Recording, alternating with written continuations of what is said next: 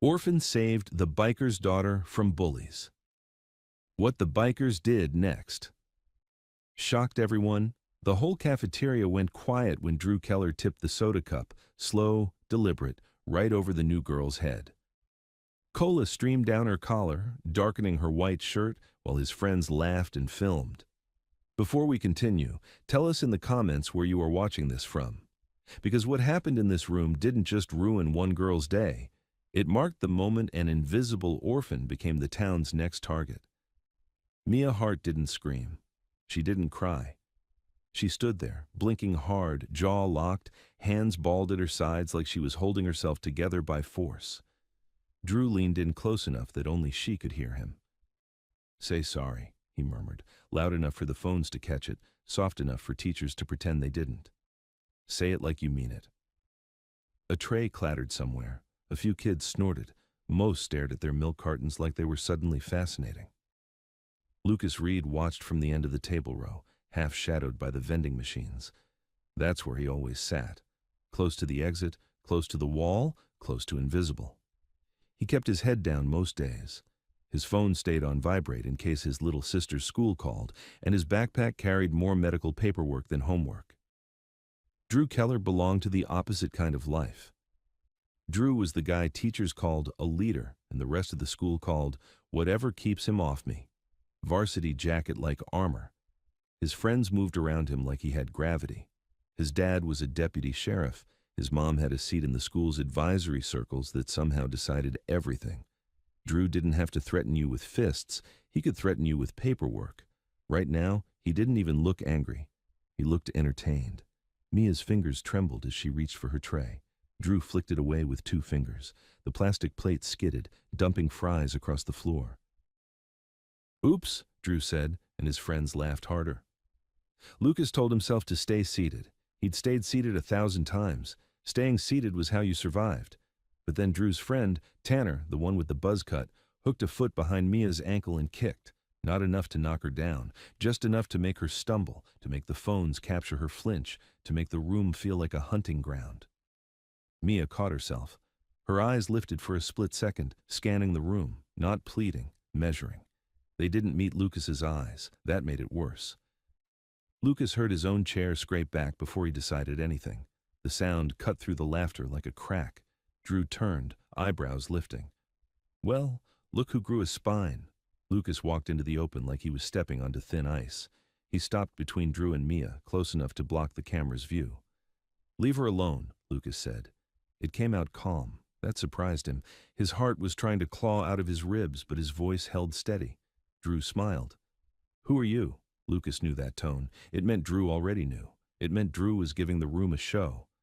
"Nobody," Lucas said, and for a second, the word tasted like metal. Mia's wet hair clung to her cheeks. Cola dripped from her chin onto the floor.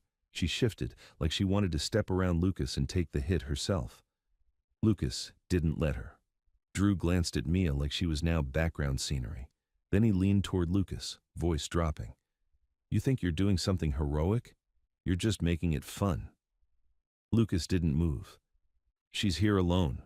Drew's eyes flicked past Lucas to the tables full of watching faces. "Alone?" he chuckled. "That's cute." Tanner stepped forward from Drew's side, shoulders rolling like he was warming up. "Move, man." Lucas held his ground. He was not a fighter. His knuckles still had grease under them from the garage sinks at his job. His hands were for tightening bolts, not throwing punches. But he knew one thing. If he stepped aside now, Mia would pay for it today, and Lucas would pay for it tomorrow anyway, just for seeing. "No," Lucas said. Drew's smile didn't change. He nodded once, almost politely. And then he punched Lucas. Not a wild swing. A quick, clean shot to the ribs right under the arm, where it hurt, where it stole breath, where it didn't leave a dramatic bruise for a camera later.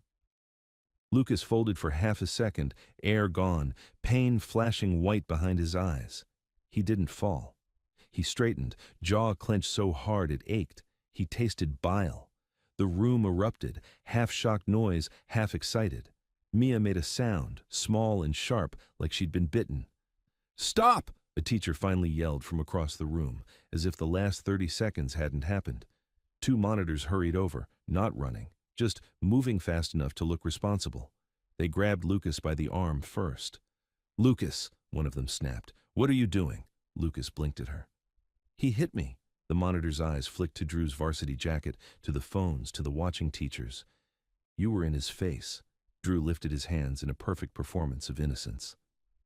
"I was protecting myself. He came at me." Tanner laughed like it was the best joke he'd heard all week.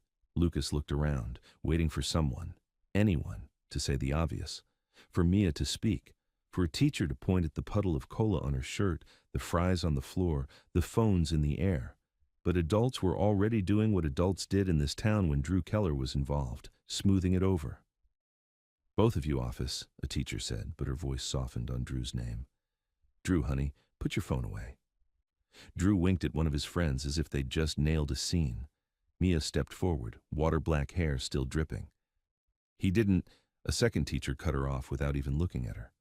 "Mia, sweetie, go clean up. We'll handle this." As the monitors guided him toward the hallway, Lucas's chest burned with every breath. He kept his eyes forward. If he looked at Drew, he'd do something stupid. If he did something stupid, a lot more than his own future would break. At the cafeteria doors, Mia's voice reached him, low enough that it was meant only for him. Don't talk," she said. "Save everything." Lucas turned his head a fraction. Her expression wasn't fear. It was focus, like she was already drawing a map in her mind. He didn't understand what she meant. He barely had time to wonder, because Drew's voice floated after them, lazy and sure. "Hey, Lucas," Drew called. "You've got a little sister, right?" Lucas's stomach dropped. Drew smiled wider when he saw it land. "Relax. I'm just saying, I'd hate for people to get the wrong idea about you. This town loves its kids." Lucas stopped walking. The monitor tugged his arm. "Keep moving." The office hallway smelled like bleach and old carpet. Each step felt like it shook his insides. Inside the main office, the secretary didn't look up from her screen. The assistant principal, Mr. Grady, stood with his arms crossed like Lucas had already confessed. "What happened?" Mr. Grady asked, but his eyes were on Lucas, not Drew, not the cameras, not the mess. Lucas opened his mouth. The air in his lungs caught on the pain. "He stepped in," Lucas managed. He dumped a drink on her. They were filming her." Mr. Grady's mouth tightened. "So you escalated?" Lucas stared. "I stopped it." Mr. Grady tapped a pen against a clipboard. "You put yourself in the middle of an altercation. You're on thin ice, Lucas." Thin ice. Like Lucas was the one who had a history. Like Lucas had a father on the sheriff's payroll. Like Lucas had a mother on school committees. Lucas swallowed. "I didn't swing." "That doesn't matter," Mr. Grady said. "Per policy, any physical incident is grounds for suspension." Lucas felt his face go cold. Suspension meant missed work. Missed work meant missed bills. Missed bills meant... His phone buzzed in his pocket. Once, twice. His throat tightened. Only a few people had that number. "Take it outside," the secretary said sharply, finally looking up like Lucas's life was an inconvenience. Lucas stepped into the hallway and answered without thinking. "Lucas Reed?" a woman's voice said, professional, clipped, too calm. "This is Ms. Halloway from Child and Family Services. We need to speak today. There's been a report concerning your suitability as a guardian for Lily." Lucas's ribs stopped hurting for a second, replaced by something worse. "What report?" he whispered. Ms. Halloway didn't raise her voice. She didn't need to. "An anonymous concern," she said, "regarding aggression, instability. We're scheduling a home visit this afternoon." Lucas stared at the cinder block wall like it had shifted.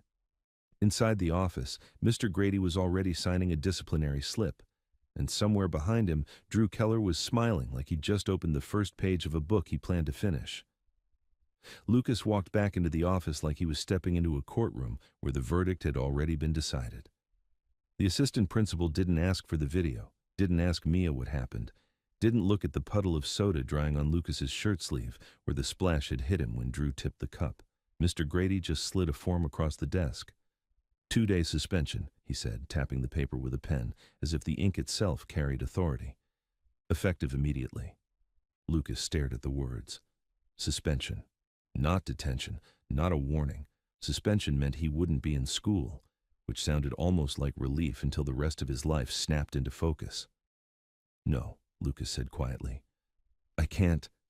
"You can," Mr. Grady cut in, as if Lucas had just claimed he couldn't breathe. "And you will. You involved yourself in a fight."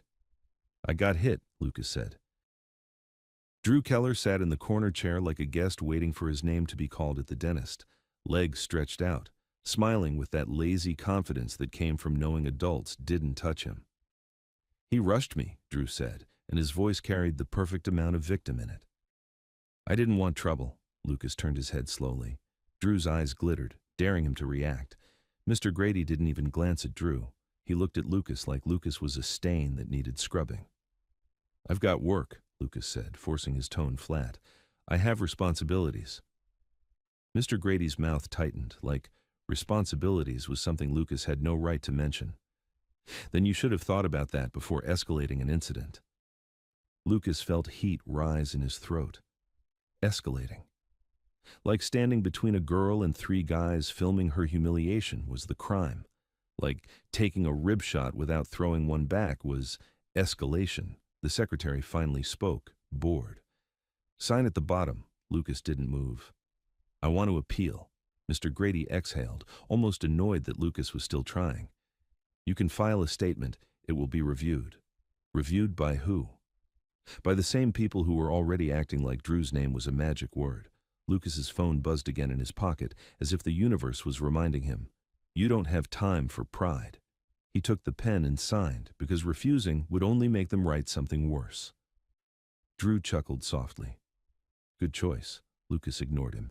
He had learned a long time ago that looking at men like Drew was like throwing meat at a dog. It only made them come closer. Mr. Grady tore off a copy and handed it to Lucas. "We'll need to speak to your guardian." "I don't have one," Lucas said before he could stop himself. For a fraction of a second, Mr. Grady's eyes shifted, something like satisfaction flickering there. The world loved it when Lucas said things that made him sound unstable. "Then your caseworker," Mr. Grady replied. "Whoever is responsible for you. This will be added to your file." Lucas's fingers tightened around the paper. His file. That invisible folder that followed him through every office and every hallway, full of phrases like "at risk" and "non-compliant," ready to be weaponized by anyone who knew how. "Dismissed," Mr. Grady said, already turning away. Lucas stepped out, ribs aching with each breath. The hallway seemed louder now, even though it was empty. Fluorescent lights hummed. Posters about kindness stared down like jokes. He pulled his phone out and called the number that had just hit him like a hammer. A recorded message answered first. "You have reached Child and Family Services." He stabbed the button for a live agent. He waded through music that sounded too cheerful. Finally, a receptionist picked up. "CFS intake." "This is Lucas Reed," he said, keeping his voice steady through sheer will. "Ms. Holloway called me. She said there's a report about my sister." A pause. Keyboard clicks. "Date of birth?" He gave it, more typing. "I'm not seeing," the receptionist started. "It was just now," Lucas said. "She said home visit, today." Another pause. Hold. The line filled with silence. Lucas stared at the wall and tried to breathe without wincing. A home visit. Today. That wasn't normal. That was an ambush. The receptionist came back, voice different now, a fraction colder. "Ms. Holloway is in the field. She'll return your call." "When?" Lucas asked. "As soon as she's able." "I need to know what this is," Lucas said. "My sister, I can't discuss the report over the phone," the receptionist cut in. "You'll be contacted." The call ended. Lucas stood there with the dead tone buzzing in his ear and the suspension paper crumpling in his hand. He could already see the chain reaction. Suspension becomes behavior problem. Behavior problem becomes unstable environment. Unstable environment becomes Lily being reassigned. He shoved the phone back into his pocket and moved. He didn't have time to be angry. Anger was a luxury for people who didn't lose everything when they raised their voice. Outside, the late afternoon air hit him like a slap. Cold, sharp, clean compared to the school's recycled breath. Students poured out in little groups, laughing, replaying the cafeteria scene with their hands and faces like it was entertainment instead of a warning. Lucas kept his head down and walked fast toward the bus stop. He had exactly 39 minutes to get to Lily's after-school program across town. If he was late, they'd mark it. If they marked it, it went in a report. If it went in a report, everything went in a report. The bus was late. Of course it was. Lucas stood there with his foot bouncing, fingers tapping the edge of the suspension paper like he could erase it through friction. A truck rolled past and slowed. Music thumped. Drew Keller's face appeared in the passenger window, framed by tinted glass like a king in a moving throne. Drew didn't shout. He didn't have to. He just lifted his phone and held it up, recording. Then he smiled and made a slow little wave. Lucas didn't react. Not outwardly. But something inside him tightened, hard. Drew wasn't just making fun. He was documenting, building a narrative.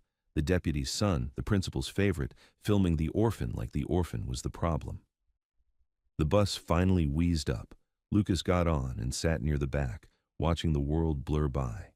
His ribs hurt with every bump. He pressed his palm against his side and tried to ignore the nausea rising. At a stoplight, his gaze drifted to the suspension paper again, and his eyes snagged on the printed line beneath it. Guardian contact required. He imagined some adult, hours from now, calling his caseworker, speaking in that careful tone that sounded concerned, but meant danger. "We've had an incident with Lucas."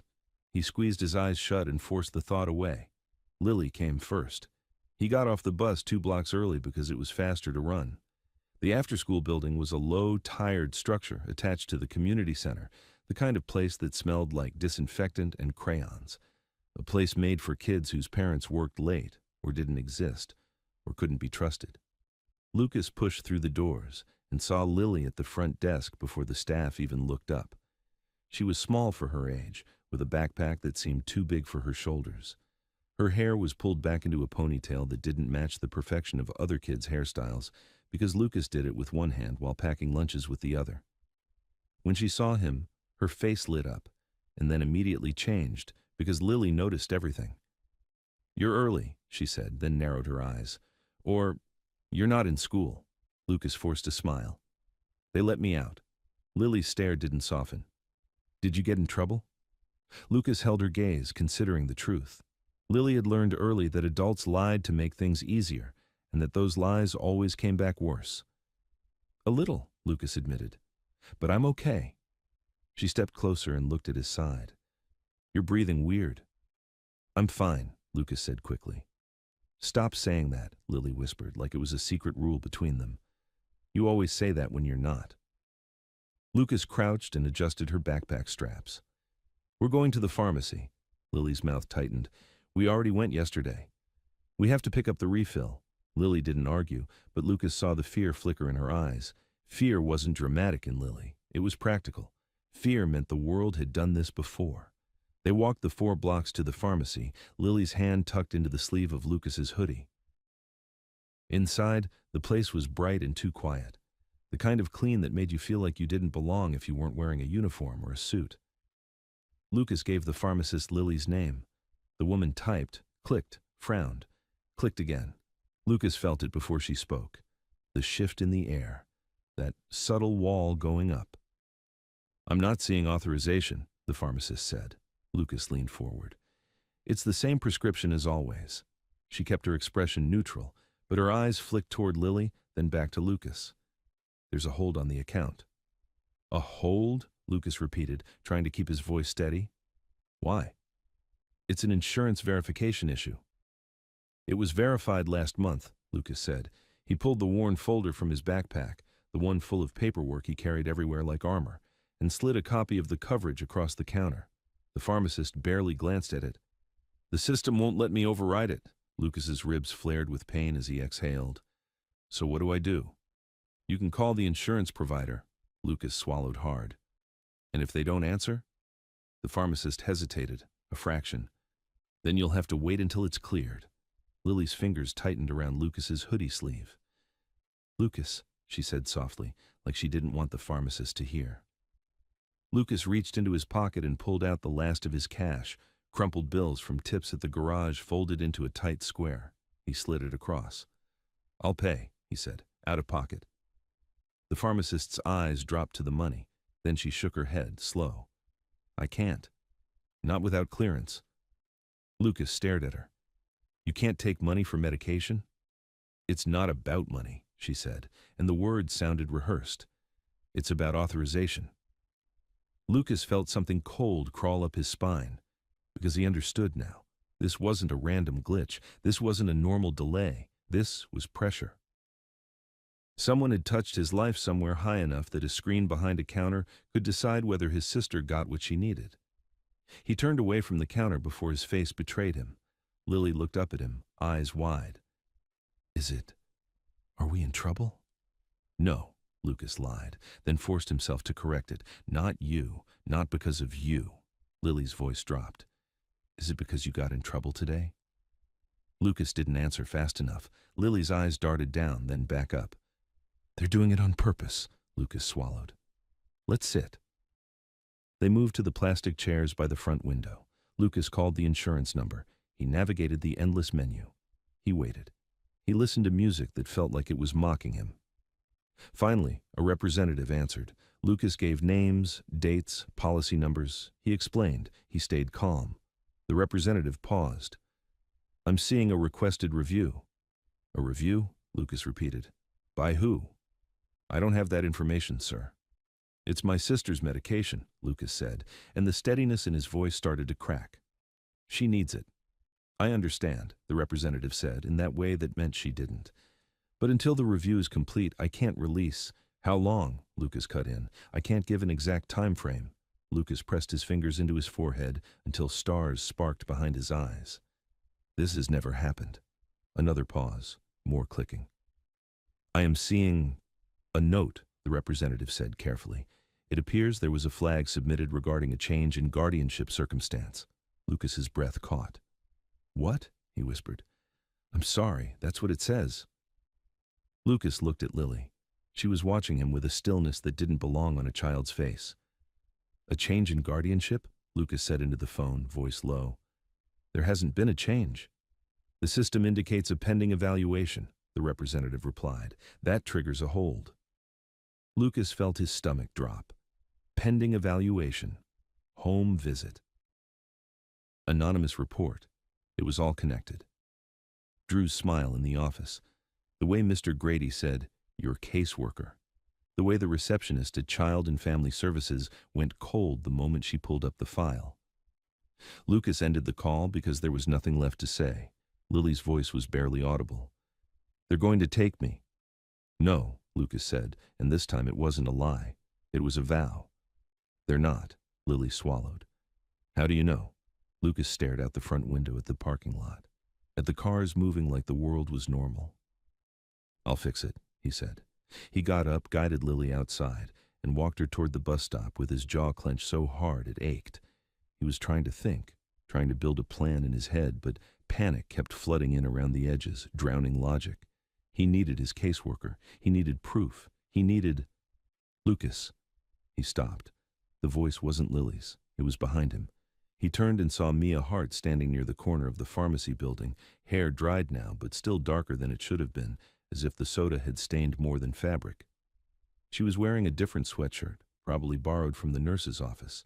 Her posture was straight, shoulders squared like she refused to shrink. Lucas blinked. What are you doing here? Mia glanced at Lily first, then back to Lucas. I followed the bus, not the creepy way, she added quickly, like she knew how that sounded. The timing was too perfect. Everything that happened today. Lucas's ribs throbbed as he shifted. You shouldn't be here. Mia's eyes flicked to his side. You're hurt. I'm fine, Lucas said automatically. Mia's mouth tightened. Don't. Lucas looked away. Mia stepped closer, lowering her voice. They're going to try to make you look unstable. Lucas's hands curled into fists at his sides. They already are. Mia nodded once like she'd expected it. Then you need to treat everything like evidence. Every call, every letter, every name. Every time someone says policy like it's a weapon, Lucas stared at her. Why are you? Because this isn't just school, Mia said.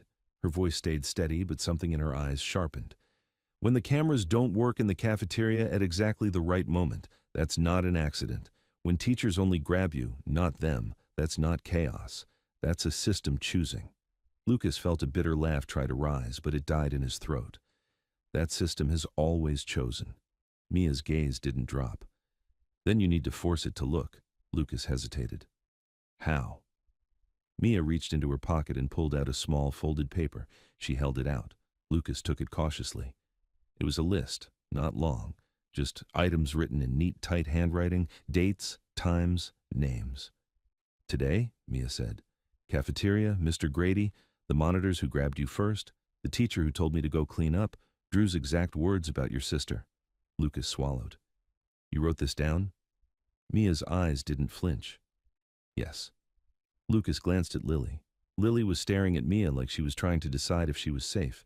Mia crouched slightly so she wasn't towering over her. Hey, she said softly. I'm Mia. Lily didn't smile. Are you the one he got suspended for? Lucas's chest tightened. Lily, Mia didn't look offended. She nodded. Yeah, I am. Lily's eyes narrowed. Did you ask him to? No, Mia said. He did it because he's brave. Lucas's throat constricted. Brave. People didn't call him that. People called him problem, case, risk. Lily looked up at Lucas. You're not brave. You're stubborn. Lucas almost smiled, but it didn't reach his eyes. Mia stood. Listen, I'm sorry. I know sorry doesn't fix anything, but I need you to understand. This isn't going to stop. Drew doesn't lose. Not here. Not unless... Unless what? Lucas asked. Mia's eyes flicked to the road like she was measuring how much time they had. Unless you have proof. Unless someone bigger than him is forced to pay attention. Lucas's phone buzzed again. He pulled it out. Unknown number, he answered, voice tight. Hello? Lucas Reed, a woman said, professional, calm. This is Ms. Halloway with Child and Family Services. I'm confirming our visit today at 5 p.m. Lucas felt the world tilt. I didn't agree to 5, he managed. It's scheduled, Ms. Halloway replied, like that settled everything. Please make sure Lily is present. Lucas's hand shook. What is this about? A concern was submitted, Ms. Halloway said. We need to assess the environment. By who? Lucas asked, voice rising despite him. Who submitted it? I can't disclose that, she said. Lucas swallowed hard, forcing his tone back down. You said aggression, instability. Based on what? Based on a report, she replied, and her patience thinned by a fraction. We'll discuss details during the visit. Lucas glanced at Lily. Lily's face had gone pale. Mia's eyes had locked onto Lucas's phone like she could hear every word through the air. Lucas lowered his voice. Please, he said. She needs her medication. There's a hold. If that's not within the scope of this call, Ms. Halloway said, be available at 5. The line went dead. Lucas stood there with his phone pressed to his ear, listening to nothing. Mia spoke first. That was her. Lucas nodded once, throat too tight to answer. Mia's gaze was steady. Write it down. Time, number, exact wording. Lucas stared at her. How do you know that matters? Mia's jaw tightened. Because people like this rely on you not remembering, on you being scared enough to forget. Lucas looked down at Lily. She was gripping his hoodie sleeve again like it was the only thing holding her to the earth. He forced his hand to stop shaking and opened his notes app. He typed, 4:12 p.m., Ms. Halloway, confirmed 5 p.m. Make sure Lily is present. Mia watched him, then nodded. Good. Lucas's eyes lifted. Why do you care? Mia hesitated for the first time, like she was stepping around a truth she wasn't allowed to say out loud. Because you didn't have to do that in the cafeteria, she said. You could have looked away like everyone else. Lucas swallowed. Looking away is how people survive. Mia's eyes stayed on his. Not always. The bus rumbled up in the distance. Lucas tightened Lily's backpack straps again, hands moving on autopilot because if he stopped, the fear would swallow him whole. Mia stepped back as the bus doors opened. Keep the paper, she said. Keep every paper. Lucas nodded. Lily climbed the first step, then turned and looked at Mia, expression unreadable. Are you in trouble too? Mia's mouth twitched, not quite a smile. I don't know yet. Lucas guided Lily onto the bus, then followed. He found a seat near the back and watched Mia through the window as the bus pulled away. She stood on the corner, small against the gray sky, hands tucked into her sleeves, eyes fixed on the road like she was already making another decision. Lucas's phone buzzed again before they were even 3 blocks away. This time, it was his boss from the garage. Lucas's thumb hovered over the screen. He didn't answer yet. He stared at Lily's profile as she looked out the window, too quiet, too aware. Because 5 p.m. wasn't far, and for the first time in a long time, Lucas didn't feel like he was being bullied by kids. He felt like he was being hunted by adults. When the bus dropped them off at the community housing building, the sun was already sliding down behind the trees. Lucas held Lily's hand and walked fast, heart pounding louder with every step. He turned the corner to their unit and saw a county sedan parked out front. A woman stood by the door with a clipboard, waiting. The county sedan sat so clean and official in front of the community housing unit that it looked like it didn't belong here. The woman beside it didn't look like a villain. Mid-30s. Hair pinned back, neutral coat, clipboard held tight against her chest like a shield. But Lucas felt the same thing he felt when he saw Drew smiling in the office. A decision had already been made somewhere, and now it was arriving at his door. Ms. Halloway turned as he approached with Lily's hand in his. "Lucas Reed?" she asked, voice calm, almost polite. Lucas nodded once. "Yes." Her eyes flicked to Lily, then back to him. "Thank you for being available. I'm Ms. Halloway, Child and Family Services. This is the home visit I called about." "You said 5, Lucas replied, keeping his tone flat. He could hear Mia's words in his head. Treat everything like evidence. Ms. Halloway didn't blink. "We're early. It happens." "It's 4:27, Lucas said. She made a small note on her clipboard without looking down, like she heard him but didn't care. "May we go inside?" Lucas's ribs throbbed as he breathed in. He could refuse. He could demand a reschedule. He could ask for a supervisor. And he could watch that refusal get written down as uncooperative. He unlocked the door. Inside, the unit was small and worn but clean. Lucas kept it that way because clean meant fewer questions. The counters were wiped. The sink was empty. Lily's shoes were lined up by the wall. The only clutter was the folder stack on the table, forms, receipts, school letters, and the thick binder he kept for Lily's medical history. Ms. Halloway stepped in and scanned the room the way a mechanic scanned an engine bay. Fast, practiced, looking for what could be wrong. "Is anyone else here?" she asked. "No," Lucas said. "It's just us." She nodded as if that confirmed something. "I need to see where Lily sleeps." Lily's fingers tightened around Lucas's. Lucas guided her toward the small bedroom. Ms. Halloway followed, taking notes. She didn't touch anything, but she watched everything. The bed was made, a small nightstand, a battered stuffed rabbit on the pillow. A plastic pill organizer on the dresser, empty because the refill was stuck behind a hold Lucas couldn't break. Ms. Halloway's gaze paused on the organizer. "When was her last dose?" she asked. Lucas's jaw tightened. "This morning." "And you have enough for tonight?" she asked. Lucas forced his voice steady. "There's a pharmacy issue. Insurance is holding the refill." Her eyes lifted. "Why?" "Because someone wants my sister taken," Lucas thought. Out loud he said, "They flagged the account due to a pending evaluation. That's what they told me." Ms. Halloway wrote again. "We'll come back to that." They moved through the tiny kitchen. She checked the fridge. It wasn't full, but there was food. Milk, eggs, leftovers in labeled containers, Lily's lunch items. Ms. Halloway's face didn't change, but she wrote less here, and Lucas hated that he noticed. Back in the living room, she sat on the edge of the couch and placed the clipboard on her lap. "Lucas," she said, tone turning slightly more formal, "I'm required to assess the safety and stability of the home environment based on a concern that was submitted." Lucas sat in the chair across from her, keeping Lily close. "What concern?" She didn't answer that. "I'm going to ask you questions." "About what happened at school?" Lucas asked. Ms. Halloway's eyes held his. "About your behavior, your ability to provide care, your emotional regulation." Lucas felt a flicker of heat in his chest and he swallowed it down. Emotional regulation. That was how people like Drew turned a punch into a case file.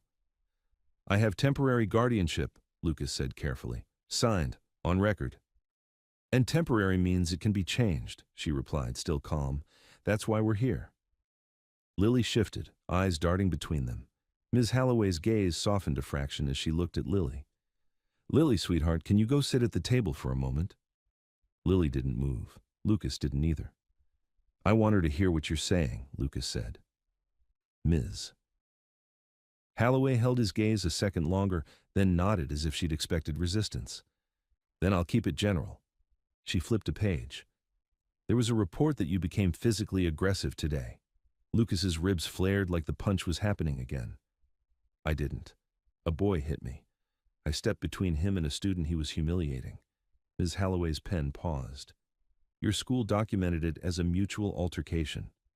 Because his father is a deputy, Lucas said before he could stop himself. Ms. Holloway's eyes sharpened. Do you have proof of that claim? Lucas's throat tightened. I have proof they treat him differently. That's not the same, she said. Lucas stared at her clipboard. Not because he didn't want to look at her, because he did. He wanted to watch every reaction. But he remembered Mia's list, names, words, timing. So he asked, what exactly does the report say I did? Ms. Holloway's face didn't change. It says you escalated, you approached, you were asked to stop, and you continued. That's a lie, Lucas said. Ms. Holloway wrote something.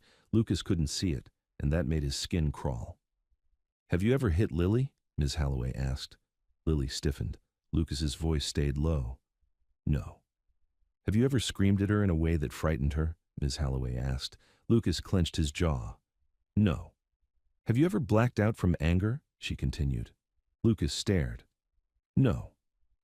She asked about drugs, alcohol, people who visited, whether Lucas had ever been arrested, whether he had ever been suspended before, whether he'd been in fights, whether he'd threatened anyone. Each question felt less like curiosity and more like a template she was trying to fill. Then she leaned slightly forward. Lily, Ms. Holloway said gently, does Lucas ever scare you? Lucas's breath caught. He looked at Lily. Lily's eyes were huge. She swallowed once, hard. No, she said. Her voice was quiet but clear. He doesn't scare me. Other people scare me. Ms. Holloway nodded, as if that was still an answer she could file. What people? Lily's gaze flicked to Lucas and then back. The ones who act nice and then take things away. Lucas felt his throat tighten. He wanted to pull Lily into his arms and never let her speak to another clipboard in her life. Ms. Holloway held Lily's gaze. Has Lucas ever told you to keep secrets? Lily frowned. He tells me to tell the truth. Lucas's chest ached for a different reason now. Ms. Holloway sat back again, pen tapping once. I need to speak with Lily alone for a few minutes. No, Lucas said. It came out sharper than he intended. He forced it down. You can talk to her with me in the room. Ms. Holloway's eyes stayed calm. Policy requires privacy. Lucas shook his head. Policy also requires consent. She's a child. She's scared. Ms. Holloway studied him for a long beat. Are you refusing to cooperate? Lucas felt the trap close around his ankles. He chose his words carefully. I'm willing to cooperate in a way that keeps her safe. You can sit at the table with her. I can stand by the door. You can speak quietly. But I'm not leaving her alone with someone who came here because of an anonymous report. Ms. Holloway's pen hovered. Then, finally, she nodded once, like she'd decided a compromise was better than a scene. Fine, she said. Stand by the door. Lucas guided Lily to the table. He stood near the kitchen doorway, close enough that Lily could see him, far enough that Ms. Holloway could pretend she had privacy. Ms. Holloway lowered her voice. Lucas couldn't hear every word, but he caught pieces. Do you feel safe? Do you have food? Do you go to school? Lily's answers were short, honest, sometimes stubborn. At one point, Lily's voice rose just enough for Lucas to hear. He's not the problem, Lily said. People keep trying to make him the problem. Silence followed. Ms. Holloway's tone changed, slightly less smooth. Who told you that? No one, Lily said. I can see it. Lucas felt something cold settle in his stomach. Lily was smart, too smart for this, and that meant they would try harder. After a few more minutes, Ms. Holloway stood and returned to the couch area. Thank you, she said, and her expression was professionally neutral again. Based on what I've seen today, Lily is not in immediate physical danger. Lucas's lungs loosened a fraction, but Ms. Holloway wasn't done. However, she continued, I'm concerned about stability due to the pending school discipline and the medical hold. Lucas's jaw tightened. The medical hold is happening because you opened an evaluation. Ms. Holloway didn't react. I'm not the insurance provider. But you triggered the review note, Lucas said. He couldn't help it. Ms. Holloway flipped another page. I'm going to implement a temporary safety plan. Lucas felt the word hit like a second punch. A safety plan? He repeated. It's a short-term measure, she said, the way people explained handcuffs like bracelets. Until we complete assessment, it requires Lily to have access to an approved secondary caregiver in case you become unavailable. Lucas stared at her. I'm not unavailable. You were just suspended, she replied. That can impact employment, supervision, routine. Lucas's ribs burned. My suspension is based on a lie. Regardless, she said. Lucas's voice dropped. And if I don't sign? Ms. Holloway held his gaze. Then I'll have to escalate to a formal removal petition, and Lily may be placed temporarily while it's reviewed. Lily's hand slid into Lucas's without him noticing. Her fingers were ice. Lucas looked at the paper Ms. Holloway set on the table. Lines, boxes, language designed to make surrender look like agreement. Who is the approved caregiver? Lucas asked. That's for you to propose, Ms. Holloway said. A relative, a trusted adult with a clean record. Lucas swallowed. There weren't many. That was the point. Orphans didn't have safety nets. They had forms that pretended they did. I don't have relatives, Lucas said. Ms. Holloway's pen hovered. Then a community contact, church, mentor, employer. Lucas's phone buzzed in his pocket. He didn't look. He didn't move. He kept his eyes on Ms. Holloway. My employer doesn't want trouble, Lucas said quietly. Ms. Holloway tilted her head. Why would your employer think you're trouble? Lucas felt his pulse spike. Because Drew's father can make a call, he thought. Because my hours can disappear with a suggestion. Out loud he said, because in this town, people get scared. Ms. Holloway didn't argue. She just waited. Lucas stared at the signature line and felt the weight of it. If he signed, he was admitting the possibility that he couldn't keep Lily safe. If he didn't sign, they could take Lily tonight. He picked up the pen with a hand that wanted to shake and forced it steady. He signed. Ms. Holloway took the paper immediately, as if she was afraid he'd change his mind. She stood. I'll be back tomorrow, she said, and we will speak with Lily at her school program as part of the assessment. Lucas's throat tightened. I want to be there. You're suspended, she replied. We'll coordinate. That meant you won't be there. Ms. Holloway walked to the door. Lucas, she added, turning slightly, I recommend you avoid further incidents. Lucas met her eyes. I recommend you figure out who's manufacturing these concerns. Ms. Holloway's face stayed smooth. That's what assessments are for. Then she stepped out and closed the door behind her. The silence that followed was thick enough to choke on. Lucas didn't move for a second. He stared at the door like it might open again, and Lily would be gone. Lily's voice was tiny. You signed. Lucas knelt and put both hands on her shoulders. I signed so you stay here. Lily swallowed. For now. Lucas's phone buzzed again. He pulled it out. Boss, call me now. Lucas's stomach dropped. He stepped into the hallway just outside the unit because he didn't want Lily to hear. He called. His boss, Mr. Henson, didn't even bother with small talk. Lucas, Henson said, voice rough. What the hell happened today? Lucas kept his voice low. I got suspended. A pause, a breath. I had 2 guys come by the shop, Henson said, county, not in uniform. They asked about you, asked if you were stable, if you had issues. Lucas felt his skin go cold. Who were they? Henson exhaled hard. I don't know. They didn't flash badges long enough, but they made it clear I don't want this smoke. Lucas clenched his jaw. Did they threaten you? They didn't have to, Henson snapped. Then his tone softened just a fraction. Look, kid, I like you. You work, you show up, you don't complain. But I can't have the shop under a microscope because a deputy's family is mad. Lucas closed his eyes. So I'm fired. Henson hesitated. Not fired. Not officially. I'm just cutting you down for a bit. Lucas almost laughed. Cutting him down meant cutting Lily's meds. Cutting him down meant cutting rent. Cutting him down meant giving Ms. Halloway exactly what she wanted to write. "How much?" Lucas asked. Henson cleared his throat. "0 this week. We'll see after."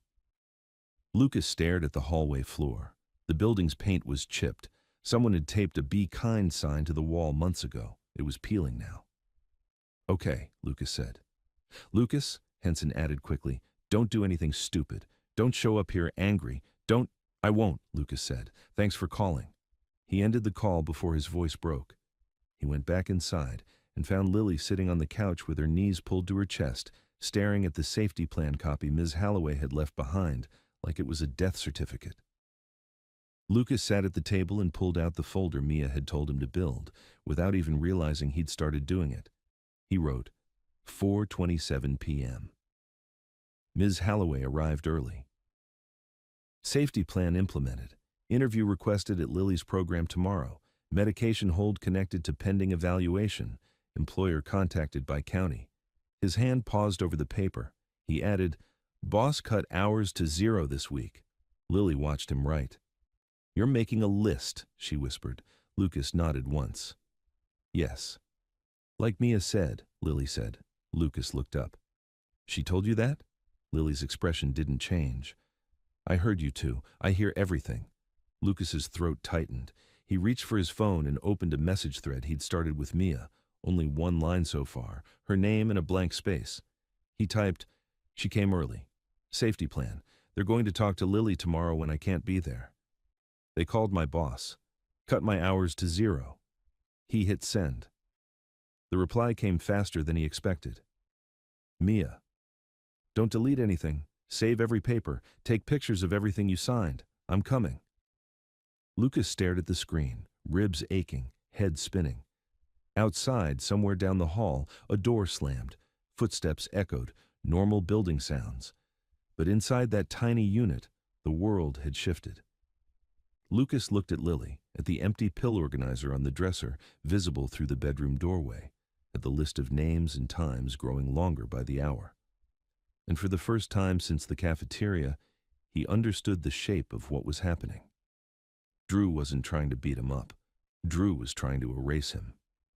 Mia showed up at Lucas's door less than 30 minutes after his message, breathing hard like she'd walked instead of waiting for a ride.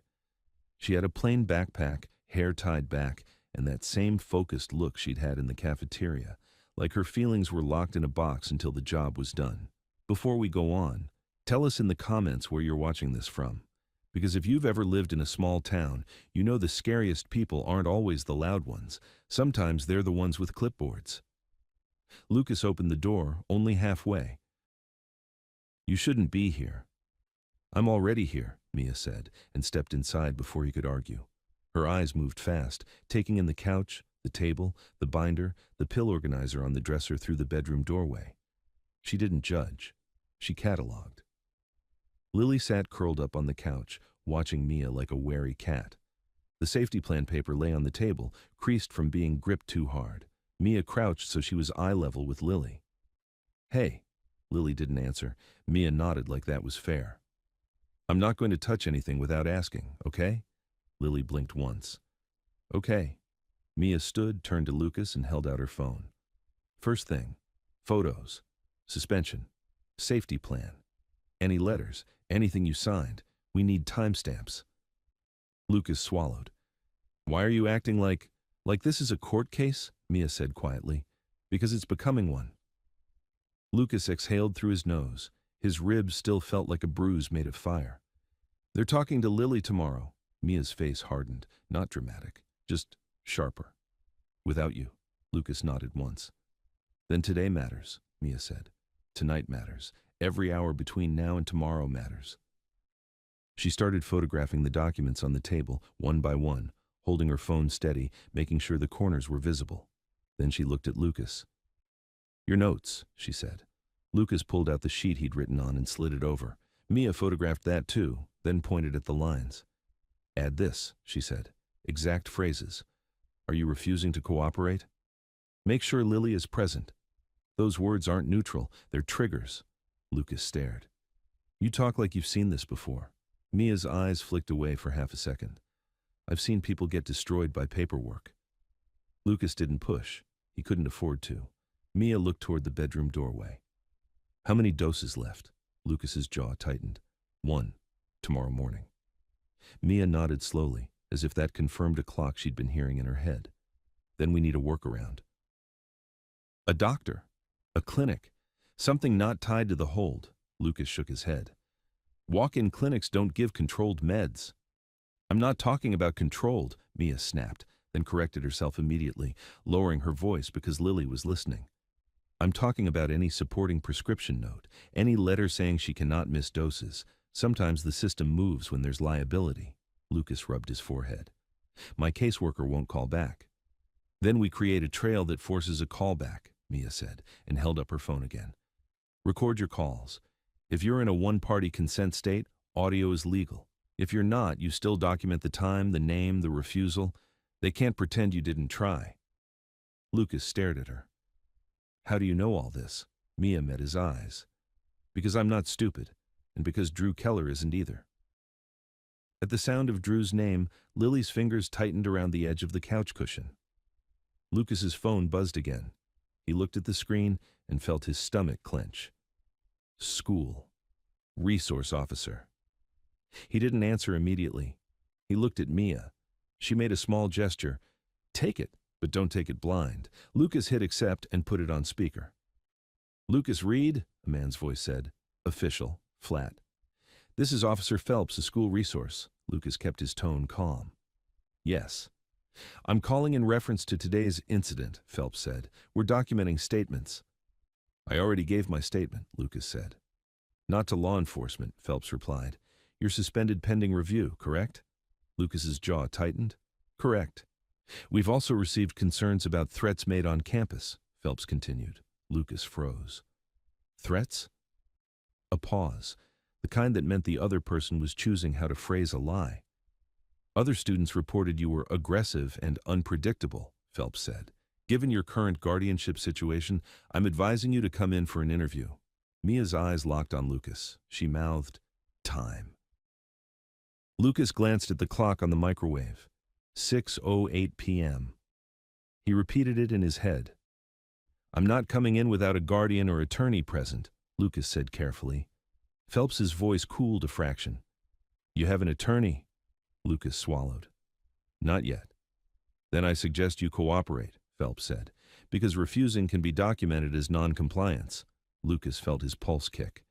There it was again, the same phrasing, different uniform, same trap. Mia leaned in, whispering just loud enough, ask for it in writing. Lucas cleared his throat. Email me the request, with the details, time, location, and what it's regarding. Another pause, then, faint annoyance. Fine, Phelps said. We'll send it. The call ended. Lucas stood there for a second, phone still in his hand like he expected it to ring again immediately. Mia didn't waste a breath. Write it down, Lucas did. 6:08 p.m., Officer Phelps. Threats. Non-compliance, Lily's voice was small. Are they saying you're bad? Lucas looked at her and felt something crack inside his chest. No, he said, softer. They're trying to make other people believe I'm bad. So they can take me, Lily whispered. Mia stepped closer to Lily, keeping her voice gentle. Nobody gets to just take you. Lily's eyes didn't soften. They do. Mia didn't argue with her reality. She just nodded once. Then we make it harder. Lucas's phone buzzed with a text. Mia. Take pictures of Lily's meds, the empty organizer, everything. Lucas did it. He walked into the bedroom, took photos of the empty slots, the label on the last bottle, the date on the prescription. He made himself do it slowly, like it mattered, because it did. When he came back out, Mia had pulled out a cheap spiral notebook from her bag and set it on the table. New rule, she said. Everything goes here first. You don't rely on your phone dying or getting lost. Lucas stared. You planned this. Mia's mouth tightened. I planned for something. I didn't plan for this. Lucas opened his mouth to respond, but Lily's stomach growled, a loud, innocent sound that sliced through the tension. Lucas blinked like he'd forgotten the most basic thing. Food. I'm going to the store, he said. Mia shook her head immediately. I'm coming. No, Lucas said. You don't need to. I'm coming. Mia repeated, voice flat. If something happens again, I want it recorded. Lucas hesitated, ribs aching. He hated the idea that he needed a witness just to buy milk, but he nodded. They left Lily with the TV on low and the community center neighbor, Ms. Price from down the hall, knocking on the door 2 minutes later. Lucas didn't love it. He didn't trust anyone completely. But Ms. Price had watched Lily at the center, had always slipped her extra crackers without making it charity. Ms. Price's eyes widened when she saw Mia. Who's this? A friend, Lucas said. Ms. Price looked Lucas up and down, noticing the way he held his side. You look like you got hit by life. Lucas forced a half smile. Just a long day. Ms. Price's expression tightened, but she didn't ask questions. She stepped inside and sat with Lily, turning the volume up a notch like she could drown fear in cartoons. Outside, the air was colder. Streetlights flickered on. Lucas walked with his hands in his hoodie pocket, trying not to wince with every step. Mia stayed half a pace behind him, scanning the parking lot like she expected a car to roll up. You always watch like that? Lucas asked, trying to keep it casual. Mia's eyes didn't leave the road. You didn't get targeted because you swung. You got targeted because you didn't. Lucas frowned. What does that mean? It means they can't call you dangerous if you're quiet, Mia said. So they have to make you look dangerous. They push until you explode. Then they point and say, see? Lucas swallowed. They already called me aggressive. Mia nodded. So now you don't give them anything else. The convenience store was 2 blocks away. Bright, safe-looking, a place where nothing bad should happen. The kind of place where bad things happened anyway. They grabbed bread, milk, cheap soup, bananas. Lucas counted bills in his head, already slicing a week into meals now that his hours were cut to 0. At the register, the cashier's eyes flicked over Lucas too long. Not friendly, curious, like she'd heard something. Lucas paid and didn't meet her gaze. Outside, the parking lot was mostly empty. A truck engine rumbled. Lucas's shoulders tightened. A black pickup rolled slowly across the lot and stopped near the edge by the dumpsters, half hidden by a delivery van. The windows were tinted. The passenger door opened. Tanner stepped out first, chewing gum like it was his job. Then, another guy Lucas recognized from school, a senior named Blake, who played linebacker and never spoke unless he was laughing at someone. Then, Drew Keller. Drew moved like he owned the air around him. Same relaxed smile, same clean clothes, like he hadn't thrown the first punch in a cafeteria just hours ago. Lucas's first instinct was to turn and walk back into the store, but that would look like fear, and fear was what they fed on. Mia didn't speak. She just shifted her phone in her hand, thumb sliding along the side as if she'd already hit record. Drew lifted a hand. Lucas, hey. Lucas stopped. What do you want? Drew's smile widened. Man, why so hostile? I'm trying to clear the air. Lucas's ribs burned as he adjusted the grocery bag. Clear it somewhere else. Drew laughed softly. You hear that? He's got attitude. Tanner cracked his knuckles, slow and deliberate. Drew's gaze flicked to Mia, lingering half a beat too long. And you brought company? That's adorable. Mia met his eyes without flinching. Keep walking, Drew. Drew's grin didn't fade, but his eyes sharpened, like he didn't like being addressed as an equal. Do I know you? Mia's voice stayed calm. No. Then stay out of it, Drew said, and the warmth vanished from his tone. He turned back to Lucas. Listen, you're making this harder than it has to be. Lucas swallowed. I'm not making anything. Drew stepped closer, lowering his voice like he was doing Lucas a favor. You want your life to go back to normal? You make a statement, you say you got in my face, you escalated, you regret it, you say you're stressed because, your situation. Lucas stared. You want me to lie. Drew shrugged. Call it whatever. It's just words, but words matter, especially when people are deciding what kind of home your sister lives in. Lucas felt nausea rise, hot and sudden. Don't talk about her. Drew's eyes glittered. Why? She's the point. Mia's phone was still aimed down, but her hand was steady. Her other hand drifted toward her pocket like she had a second device, too. Lucas heard his own pulse in his ears. He forced his voice flat. Leave me alone, Drew sighed dramatically. Fine. You want to do it the hard way. He nodded once, barely noticeable. Tanner moved. Blake moved with him. Lucas didn't get a chance to react. A hand grabbed the back of his hoodie and yanked him sideways toward the dumpsters, away from the store windows, away from the security camera over the entrance. Lucas staggered, grocery bag swinging. Milk sloshed inside. He tried to pull free, but Blake's forearm slammed into his chest, pinning him against the metal dumpster with a clang. Pain flashed up Lucas's ribs like lightning. Tanner leaned in close, voice low.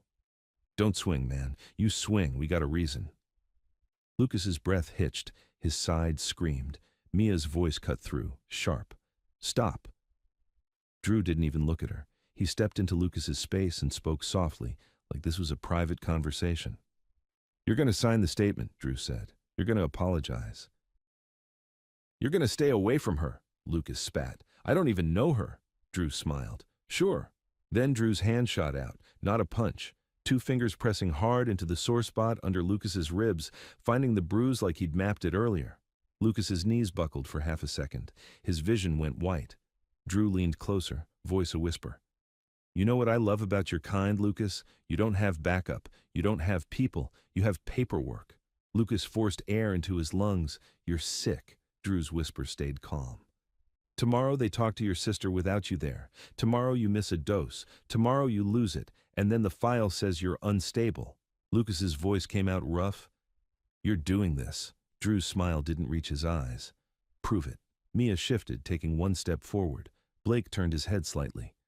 "Hey, girl," he warned. Mia stopped, phone still recording. "Say that again, Drew. Say what you just said about his sister." Drew's gaze finally slid to her. His smile sharpened. "You recording?" Mia's chin lifted. "Yeah." Drew laughed once, short.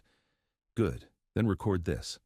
He turned back to Lucas, voice still low but clear enough to carry. "Sign it," Drew said, "or Lily doesn't stay with you. Not because of me, because of you, because you can't keep it together." Lucas's stomach dropped. "Don't you dare!" Tanner suddenly shoved Lucas harder into the dumpster, just enough to make his head ring without leaving a cut. "Shut up." Mia's voice rose, controlled but louder. "Get away from him." Drew lifted both hands, amused. "Relax, nobody's dying." Lucas sucked in a breath and tasted rust. He couldn't tell if he'd bitten his tongue or if it was just panic. Drew leaned in one last time, so close Lucas could smell mint gum on his breath. "This is your warning," Drew murmured. "Next one, we stop being polite." Then Drew stepped back. Blake released Lucas like dropping trash. Tanner kicked the grocery bag as he passed. The milk carton thumped and rolled, leaking. Drew paused, looking at Mia again. "You really should stay out of things you don't understand." Mia didn't blink. "You really should stop talking." For a moment, Drew's smile faltered, just a flicker. Her tone was something he wasn't used to. Then it returned, wider and colder. He got into the truck. The pickup rolled out of the lot like nothing happened. Lucas stayed braced against the dumpster, gasping. His ribs screamed. His hands shook. He fought the urge to vomit. Mia was beside him instantly. "Sit." "I can't," Lucas rasped. "You can," Mia said, and guided him down to the curb behind the delivery van, out of sight from the store entrance. Her phone was still recording, screen glowing. "I got it." Lucas blinked at her. "Got what?" Mia turned the screen toward him. It wasn't a perfect video. It was angled low, mostly shoes and legs in the side of the dumpster. But the audio was clear. Drew's voice saying Lily's name. Drew's voice saying tomorrow they talk to her without him. Drew's voice saying, "Prove it." Lucas's throat tightened until it hurt. That's enough to start," Mia said. She saved the file, then immediately backed it up, thumb moving fast, practiced, sending it to herself, to another contact, to a cloud link Lucas didn't recognize. Lucas stared at her hands. "Who are you sending that to?" Mia didn't answer right away. She looked at Lucas, then at the darkening sky. "Someone who won't ignore it," she said. Lucas swallowed, pain pulsing. "Mia." "Not here," she cut in, soft but firm. "Later." She stood, scanned the lot again, then helped Lucas to his feet. He moved like an old man, one hand clamped to his side. They gathered the ruined groceries and bought replacements with the last of Lucas's cash. Mia tried to offer money. Lucas refused without even thinking. Pride was stupid, but it was his last piece of control. On the walk back, Mia was silent, phone in her hand, thumb hovering like she was one buzz away from pulling a pin. When they reached the building, Ms. Price opened the door before Lucas could knock. Her eyes widened when she saw Lucas's face. "Lord," Lucas forced a smile. "I'm fine." Ms. Price didn't buy it. "You kids come in." Lily ran from the couch and stopped short when she saw Lucas holding his side. "What happened?" she whispered. Lucas knelt slowly, every movement a knife. He tried to make his voice gentle. "I slipped." Lily's eyes narrowed. "That's a lie." Lucas closed his eyes for a second. "Someone pushed me." Lily looked at Mia. "Drew?" Mia's face was controlled, but her eyes were hard. "Yes." Lily's mouth trembled once, then she shoved it down. "They're going to come here." Lucas's heart kicked. "No, Miss Price is here." Ms. Price straightened, offended on Lily's behalf. "Ain't nobody coming in here to take a child." Mia walked to the table and set her notebook down beside Lucas's growing stack of papers. She wrote one line without asking permission, and Lucas saw the words when she slid it to him. 7:03 p.m. Parking lot behind Quickmart. Drew Keller threatened Lily by name. Lucas stared at it until the letters blurred. Mia pulled her phone out and typed a message with her back half turned, shoulders tight. She hesitated, then hit send. Across town, in a place Lucas had never seen, a phone buzzed in a room filled with low voices and heavier silence. A man's hand picked it up, thick fingers, a scar on the knuckle. The screen glowed with one line. "He saved me. They're breaking him through adults. They just threatened his little sister by name." The man read it once, then again. He stood without raising his voice, and the room went quiet anyway. "Find out who touched child and family," he said, calm as ice. "Names, proof, no noise." Someone in the room shifted. "You want us to—" The man's eyes lifted, and the question died in the air. "We do it clean," he said. "We do it legal. And nobody goes near that boy again." Back in the tiny unit, Lucas didn't know any of that. He only knew his ribs hurt, his money was gone, and his sister was staring at him like she was watching a wall crack. Then there was a knock. Not the soft, neighborly kind. 3 hard raps that made the whole door shudder. Lucas froze. Ms. Price's face tightened. "Who is that?" Mia's hand was already on her phone again. Lucas moved to the door on instinct, positioning his body between it and Lily. He opened it a few inches. A uniformed deputy stood in the hall, face blank, one hand resting near his belt. Behind him, Ms. Halloway stood with her clipboard, expression smooth as ever. "Lucas Reed," the deputy said. "We need to come in." Ms. Halloway's eyes slid past Lucas, searching the room. "We received new information," she said calmly, "and we need to ensure Lily is safe right now." Lucas's throat went dry. "What new information?" he managed. The deputy's gaze didn't soften. "Step aside, son." Lucas tightened his grip on the door edge as Ms. Halloway lifted her clipboard. "Lily needs to come with us for the night," she said, voice gentle like she was offering a blanket.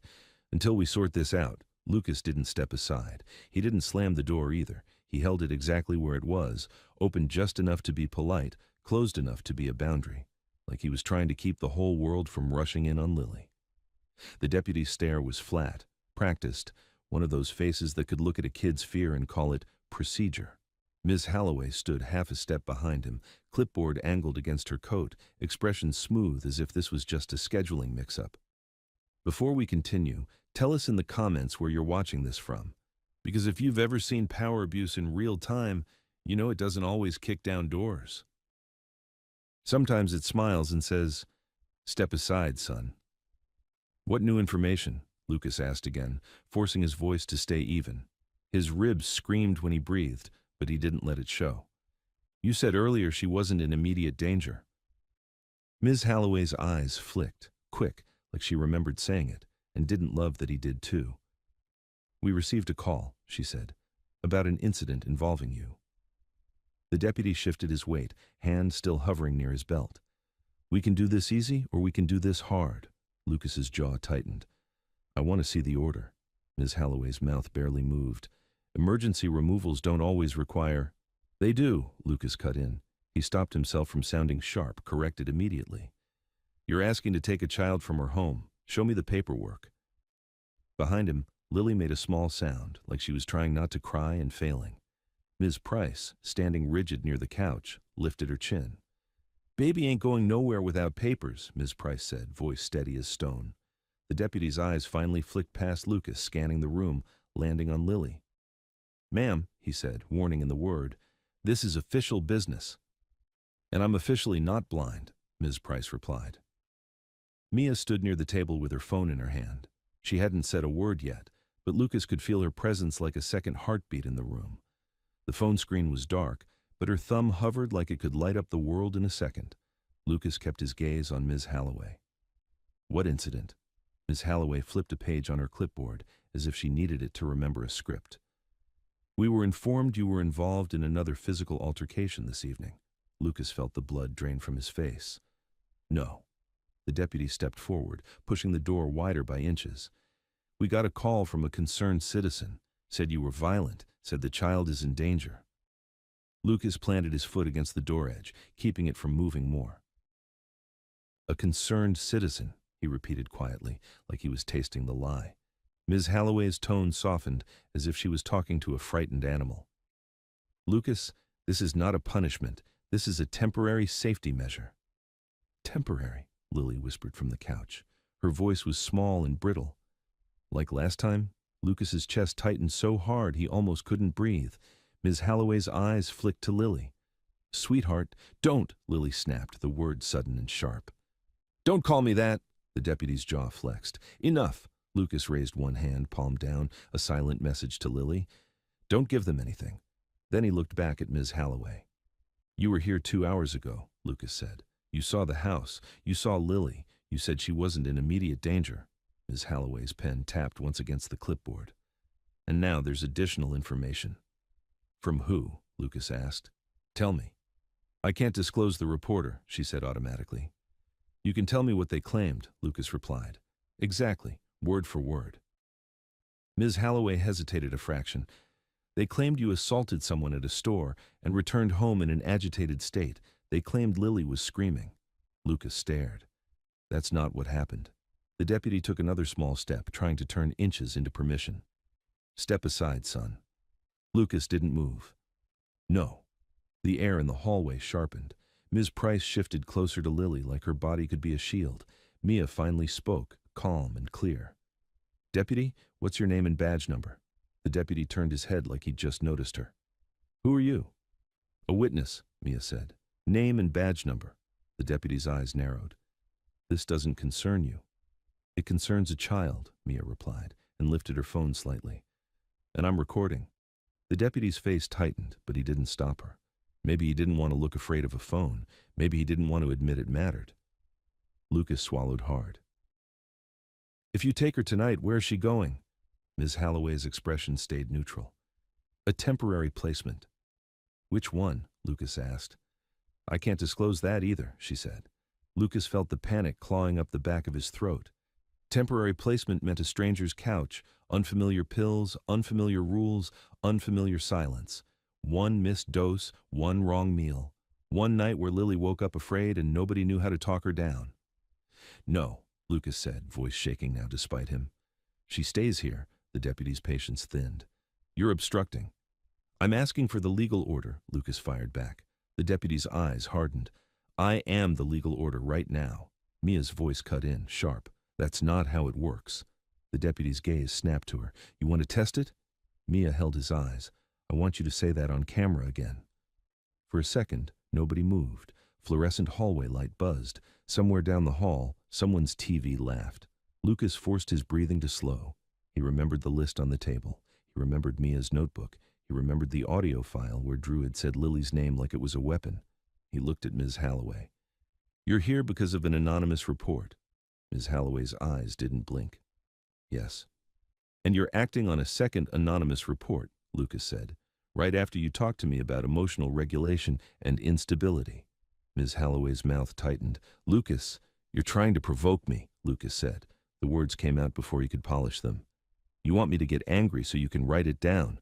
The deputy's voice dropped. Watch your tone.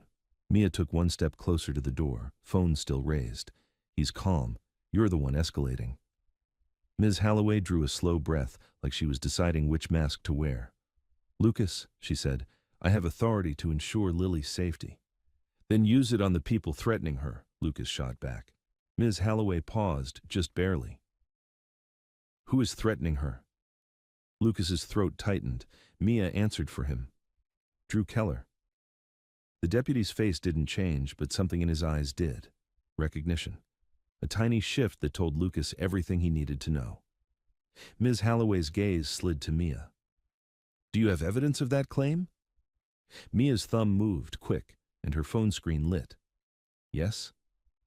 She stepped forward, careful, and held the phone where Ms. Halloway could see without letting it be grabbed. This is from tonight, behind Quickmart. Audio is clear.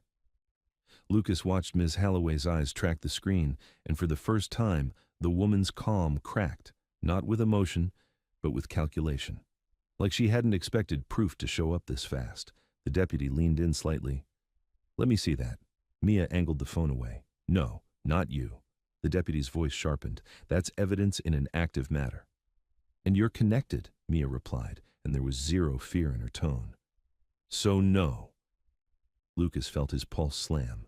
Connected. Mia was saying what Lucas couldn't say without getting labeled paranoid. Ms. Halloway held up a hand toward the deputy. Let me handle it. She stepped closer to the phone, eyes narrowed as she listened. Drew's voice came faintly through the speaker. Sign it, or Lily doesn't stay with you. Tomorrow they talk to your sister without you there. Lily made a tiny sound and pressed her palms over her ears. Lucas's vision tunneled. He remembered Drew's smile. He remembered the way Tanner had said, Don't swing, man. You swing, we got a reason. Ms. Halloway listened for 3 seconds. 5. 7.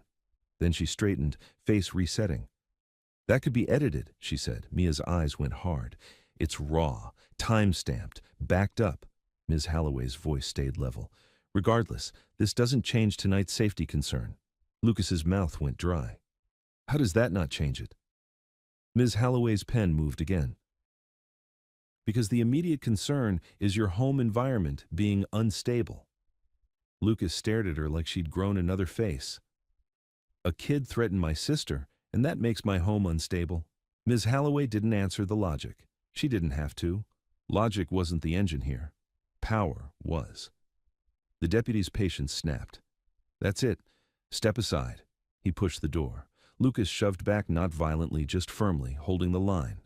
Don't, Lucas said, voice shaking. Don't do this. The deputy's hand shot out and grabbed Lucas's wrist. Pain lanced through Lucas's arm. His ribs screamed as he braced. Ms. Price surged forward. Get your hands off him, the deputy barked. Ma'am, back up. Lily stood suddenly, eyes wide, breath coming fast. Stop! Stop touching him! Ms. Halloway's voice turned soothing again, the way you talk to a child right before you take something from her. Lily, honey, don't, Lily said again, louder. Don't call me that. Lucas felt the room teetering. One more shove, one wrong word, and the story in Ms. Halloway's clipboard would become reality. Mia's voice cut through like a blade. Deputy, let go of him. The deputy tightened his grip. You want an obstruction charge too? Mia didn't flinch. Try it. The deputy's eyes narrowed. Who are you? Mia's answer was a fraction of a second late, just long enough for Lucas to feel it. A witness, she repeated. The deputy leaned closer, voice low enough that it was meant to scare, not be heard. Witnesses can disappear in small towns. Lucas felt Mia's posture change, not fear, something colder. Then you should be careful what you say on camera, Mia replied, and lifted her phone higher. The red recording dot glowed. The deputy's face went blank again. He released Lucas's wrist and stepped back half a pace, as if he'd decided cameras were inconvenient. Ms. Halloway stepped forward, claiming the space the deputy had given up. Lucas, she said softly, if you cooperate, this can be smooth. If you don't, it will be documented, and it will affect your petition for continued guardianship. Lucas's throat burned. So you're blackmailing me? Ms. Halloway's eyes stayed calm. I'm informing you of consequences. Mia spoke quietly, but every word landed. We're calling your supervisor, right now. Ms. Halloway's eyes flickered. It's after hours. Mia didn't blink. Then we call the on-call supervisor, state office, whoever answers. Lucas stared at Mia. We don't have numbers. Mia's thumb moved on her screen. I do. Lucas didn't ask how. Mia stepped away from the doorway, phone to her ear now, turning her back slightly. Hi. she said, voice controlled. I need the on-call supervisor for Child and Family Services. It's urgent. There's an attempted emergency removal at... Ms. Halloway's face tightened. The deputy's eyes narrowed again. Lucas felt the shift. They hadn't expected resistance that sounded competent. Ms. Halloway moved quickly, not toward Mia, but toward Lily, like Lily was the lever she could pull without cameras accusing her of force. Lily, Ms. Halloway said gently, stepping into the room. We're going to go for a little while, okay? Just tonight. Lily backed up, shaking her head hard. No. Ms. Halloway reached out, palm open. I just need you to come with me. Lucas lunged forward and stopped himself at the last second, catching his own movement. He didn't touch Ms. Halloway. He didn't grab. He didn't give them that. He just placed himself between her and Lily, hands visible, voice low. Don't, Lucas said. Don't touch her. The deputy stepped in behind Ms. Halloway, angling himself to look like the reasonable one. Son, you're making this worse. Lucas's voice trembled. I'm making it documented. Mia's phone call turned into words that made Lucas's blood run cold. Yes, I'm recording, Mia said into the phone. Deputy is here. Ms. Halloway is attempting to take the child without showing an order. We have evidence the child is being threatened by a student connected to law enforcement. I need someone to intervene now. She paused, listening. Then her eyes lifted and locked on Ms. Halloway.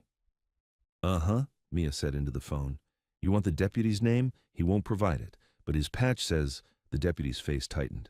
He moved, fast. He didn't go for Mia's phone in her hand, too obvious. He went for Mia's other hand, the one holding her spare device, her backup, where the cloud upload was running. Lucas saw it in the half-second before it happened, and his whole body reacted on instinct. Mia, he started. The deputy's hand closed around Mia's wrist. Mia jerked back, but the deputy was stronger. The phone slipped, and for a single heartbeat, everything froze. Lucas, Lily, Miss Price, Ms. Halloway, watching that small rectangle of glass and evidence tumbled toward the floor. Lucas reached out. Too late. The phone hit the tile with a hard crack. The screen went black. Lily screamed. Ms. Halloway's eyes flashed, sharp, triumphant for the briefest instant, and the deputy looked at Lucas like he'd been waiting for this exact moment. Now, the deputy said, voice cold, you're going to step aside. The phone hit the tile and went black. Lily's scream ripped through the room. Lucas's body surged forward, toward Mia, toward the shattered screen, toward the deputy's hand still close enough to grab again. He stopped himself. He forced both hands open at his sides, palms visible. The deputy's patch caught the hallway light. Keller. Lucas's stomach turned to ice. Drew's father. Ms. Halloway's voice slid in, soft as a blanket. Lucas, this is exactly what I meant about instability. Mia yanked her wrist free and kept her other phone to her ear. You're still on the line, she said tightly. Supervisor, Deputy Keller just grabbed me and smashed a device during an attempted removal. Deputy Keller stepped over the threshold. Put the phone down. Mia didn't move. No. Ms. Price pulled Lily close. Ain't nobody taking that child. Ms. Halloway lifted her clipboard. We received additional information. A concerned citizen reported violence. Lucas kept his voice low. What exactly did they claim? They claimed you assaulted someone at a store, Ms. Halloway said, that Lily was screaming, that you returned home agitated. Lucas swallowed hard. We went to Quick Mart. Drew and his friends cornered me behind the store. They shoved me into a dumpster. They threatened Lily by name. Lily never screamed until you showed up. Ms. Halloway's eyes narrowed. So you admit there was a confrontation? I admit I got jumped, Lucas said, and I didn't swing, because I knew you'd use it. Deputy Keller's mouth twisted. You expect me to believe my kid was out there threatening children? Mia cut in, flat.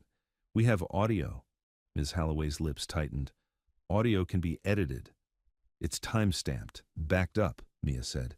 Breaking a phone doesn't erase it. Deputy Keller's gaze snapped to her. Backed up where? Mia didn't answer the way he wanted. Somewhere you can't grab. Ms. Halloway shifted, impatient, and moved toward Lily again. Lily, we're going to step outside for a moment. Don't, Lily snapped, voice shaking. Don't touch me. Ms. Halloway reached anyway, palm open, gentle on the surface. Lucas stepped between them without touching anyone, hands still visible. A human doorway. Don't, he said, quiet. You don't have an order.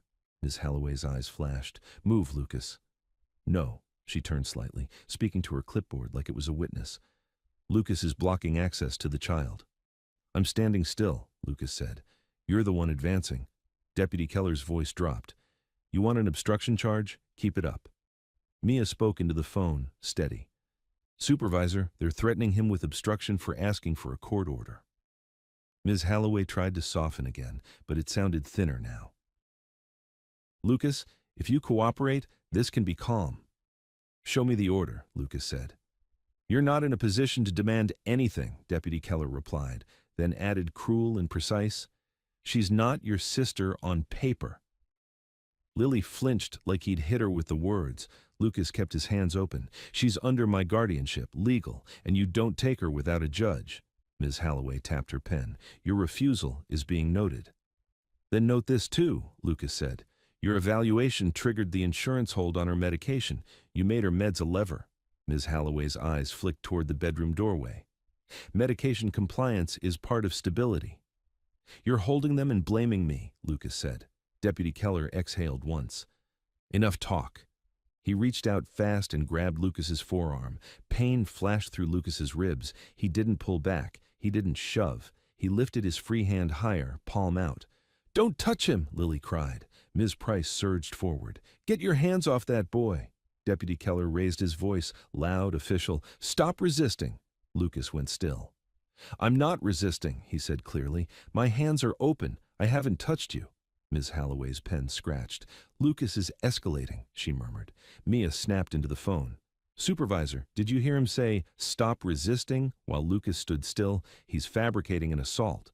Deputy Keller twisted Lucas's arm just enough to make him flinch, then said louder, he just tried to strike me. That's a lie, Ms. Price shouted. He didn't swing. Lily's voice broke. Stop hurting him. Deputy Keller shoved Lucas back half a step. Lucas caught himself, breathing hard, palms still up. On the ground, the deputy barked, hand moving toward his cuffs. Lucas's mind flashed through the consequences in a single brutal line. Cuffs, removal, night placement, missed meds, new file. He kept his feet planted. I'm not moving toward you, he said. I'm asking you to stop. Mia's eyes flicked to the cuffs. Don't, Deputy Keller leaned in, voice low. I can write whatever I want. Lucas met his eyes. Then say it into a phone that's not yours. Deputy Keller's arm shot toward Mia's call phone. Mia stepped back fast, putting the table between them. Touch me again and the supervisor hears it live. In the hallway, doors cracked. Someone whispered, That's Keller. Another voice muttered, Why's CPS here at night? Ms. Price stepped into the doorway and shouted, Somebody call 911, he's lying. Ms. Halloway's face tightened. Ma'am, calm down. Don't tell me calm down, Ms. Price shot back. You came here to take a child with no papers. Ms. Halloway tried to regain control, turning to Lily. Come here. Lily pressed into Ms. Price's side. No. Deputy Keller's eyes darted to the hallway, then back to Lucas, calculating. He didn't like witnesses. Mia's phone crackled. A new voice spilled into the room, tinny but hard. This is on-call supervisor Darlene Whitaker. Who is Deputy Keller with? The room froze. Mia didn't blink. He's with Ms. Halloway. They're attempting an emergency removal without presenting an order. Deputy Keller broke a device and is now claiming Lucas assaulted him. A short pause. Deputy Keller, are you on this call?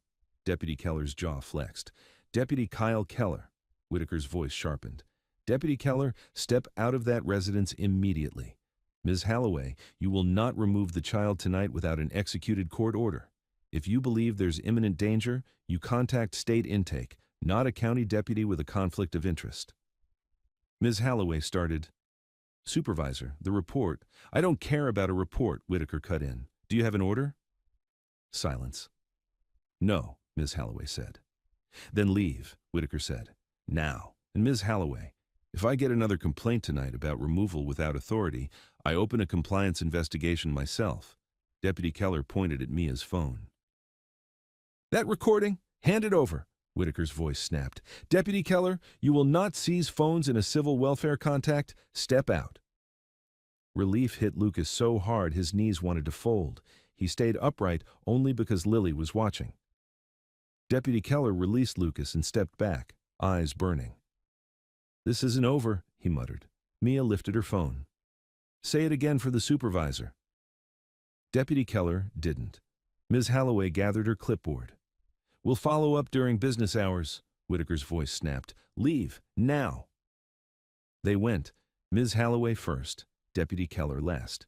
He paused at the threshold, staring at Lucas with a look that promised the next attack would be quieter. Then the door shut. Silence. Lily's breathing. Lucas's ribs throbbing. "They almost took me," Lily whispered. Lucas knelt, slow and careful, and took her shoulders gently. "They didn't," he said. "Not tonight." Lucas looked down. A red mark was already blooming around his forearm where Keller had grabbed him. He lifted his own phone and took a photo with the timestamp showing, then another of the broken device on the floor. "Write it," Mia said, already opening her notebook. Exact words. "Stop resisting. Assaulted an officer. Put it on paper." Lucas sat at the table and forced his hand to move, even while his chest rattled with pain. Ms. Price pulled a chair closer to Lily and stayed there like a guard. "I don't want to sleep," Lily whispered. "You don't have to," Ms. Price said. "Not alone." Mia's eyes stayed on Lucas. "This is going to come again," she said softly. "Tomorrow or the next day. So tonight we build a record they can't rewrite." Mia ended the call and finally let her hand shake. "I'm emailing the file and the timestamps," she said. "Tonight." Ms. Price stroked Lily's hair with trembling fingers. "Baby, you stay right here." Mia looked at Lucas. "We need a medical record for your ribs. Urgent care tonight." Lucas swallowed. He hated that she was right. Mia's phone buzzed with a message from an unknown number. "We heard. Don't delete the file. We'll handle the rest." Mia stared at it, then looked at Lucas. "Someone is awake now," she said. Lucas didn't want to go to urgent care, not because he was tough, because every place with forms and fluorescent lights felt like another doorway Ms. Holloway could walk through. But his ribs were turning every breath into a grind, and Mia was right. If the town wanted to paint him as unstable, the best shield was a clean medical record that said what happened to his body and when. Ms. Price refused to let Lily out of her sight, so they all went, Lucas, Mia, Lily, and Ms. Price, crammed into Ms. Price's old sedan that smelled like peppermint and worn fabric.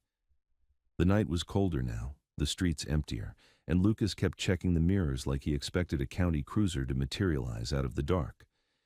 Mia sat in the passenger seat with her phone in one hand and the spiral notebook in the other. She didn't stop moving her thumb. "You're still sending things?" Lucas asked, voice tight. Mia nodded without looking up. "2 emails, cloud, a contact who can't be leaned on." Lucas glanced at Lily in the back seat. She was pressed against Ms. Price, wide-eyed, silent, holding the stuffed rabbit like it was a life vest. "You have someone," Lucas said to Mia, softer. "Who is it?"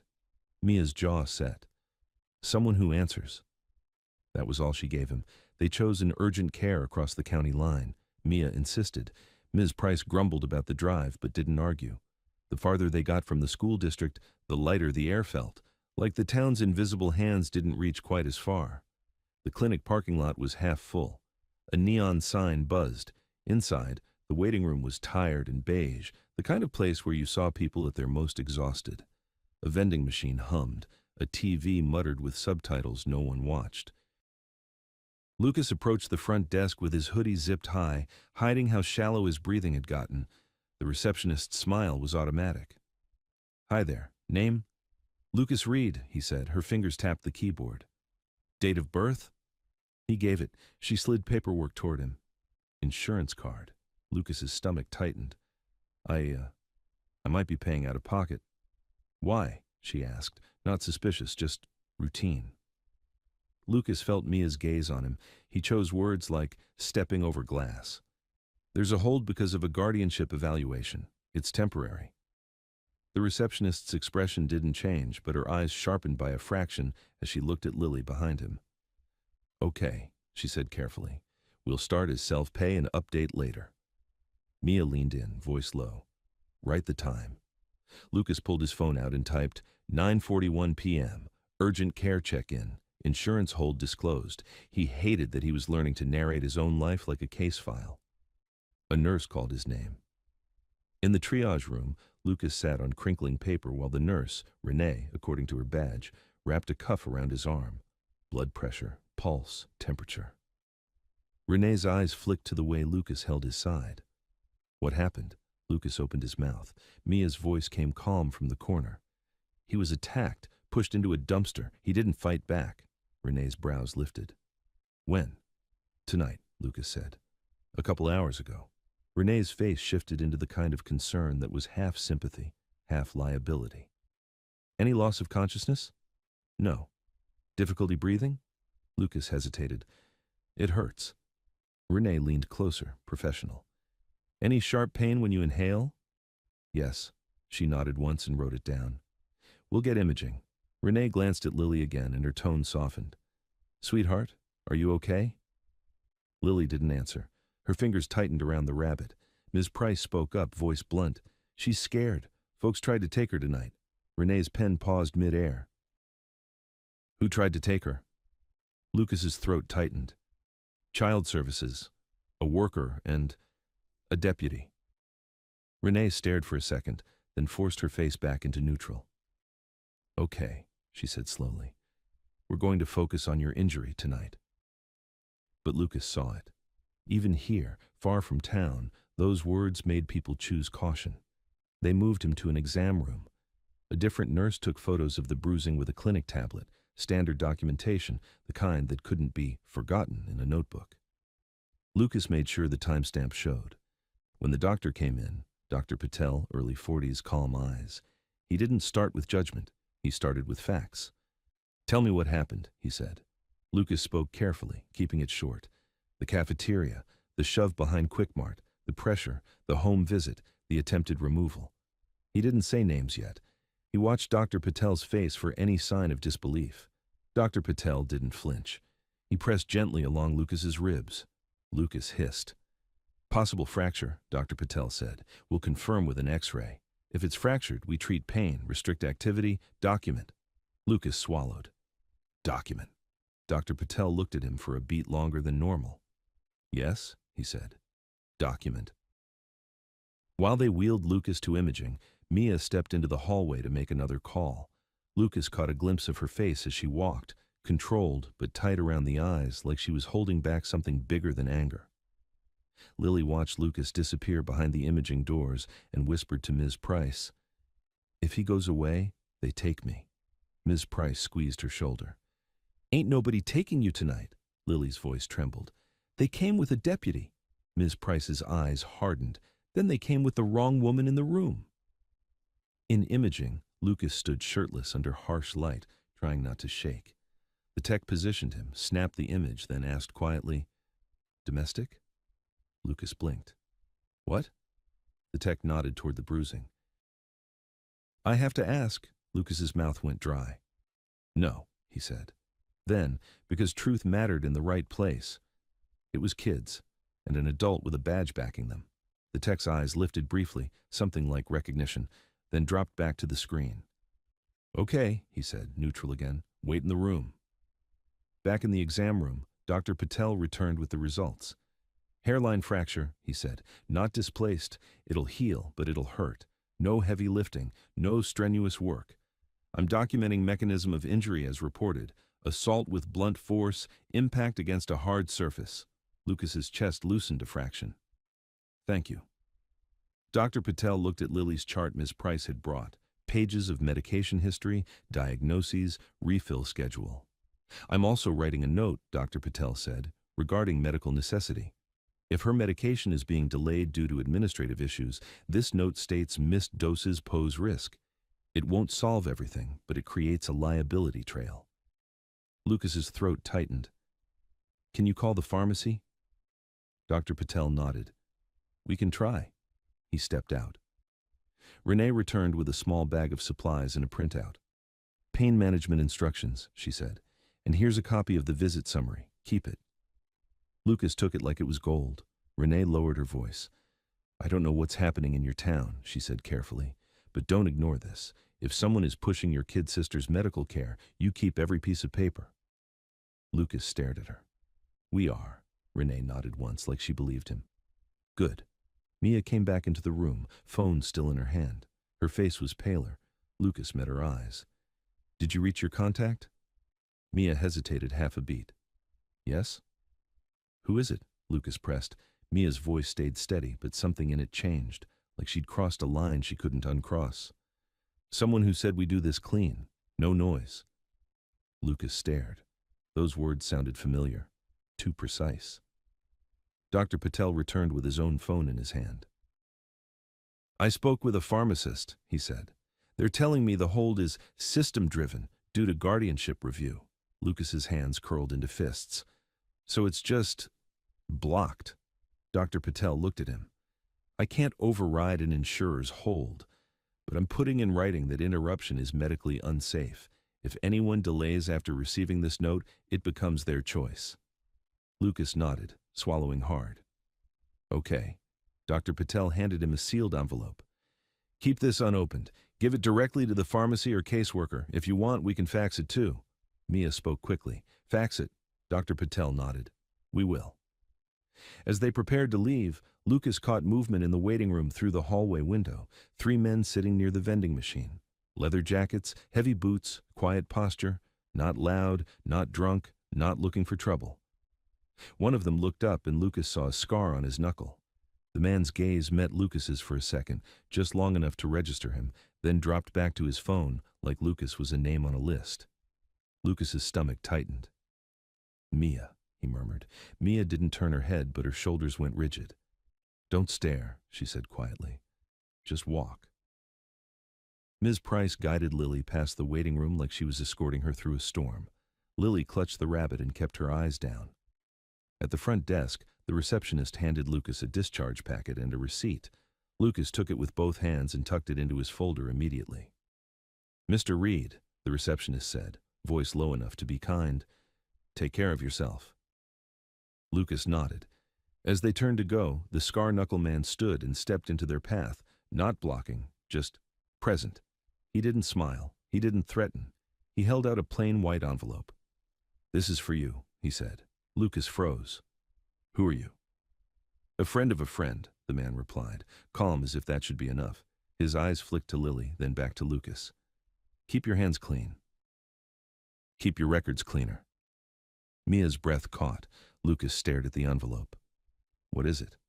The man's voice stayed even. A number that answers, and a place to take that doctor's note where it won't get lost.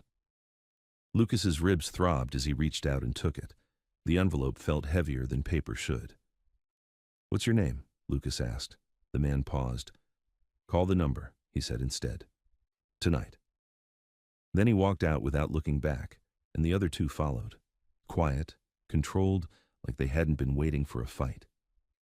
Lucas stood there with the envelope in his hand, pulse pounding. Mia's voice was barely audible. I told you. Someone is awake now. Lucas looked down at the envelope. He didn't open it yet, because his phone buzzed at that exact moment, an email notification from the school district. Subject, mandatory interview, 7:15 a.m. Lucas stared at the screen as if the words might change. Then Lily tugged his sleeve, whispering through a shaking breath. They're coming back in the morning, aren't they? They didn't talk much on the drive back. Ms. Price kept both hands locked on the steering wheel, like the road was the only thing she could control. Lily leaned against her, eyes open, not blinking enough. Lucas sat behind Mia, holding his discharge packet against his chest, as if paper could keep his bones together. The envelope stayed in his pocket until they were inside the unit, and the deadbolt clicked. Mia set the notebook on the table. Ms. Price went straight to the kitchen, filled a glass with water, and handed it to Lucas without a word. He drank and felt it scrape down his throat. Show me the email, Mia said. Lucas opened his phone and turned the screen toward her. Mandatory interview, 7:15 a.m. Failure to appear may result in further disciplinary and legal action. Mia's eyes tracked it once. They want you isolated, early, before anyone answers phones. I'm suspended, Lucas said. How's it mandatory? Mia didn't smile. Because mandatory makes people panic, Ms. Price snorted from the sink. They can mandate my... Please, Lucas cut in softly. He didn't have room for explosions, even friendly ones. He pulled the envelope out and placed it on the table. For a second, he just stared at it.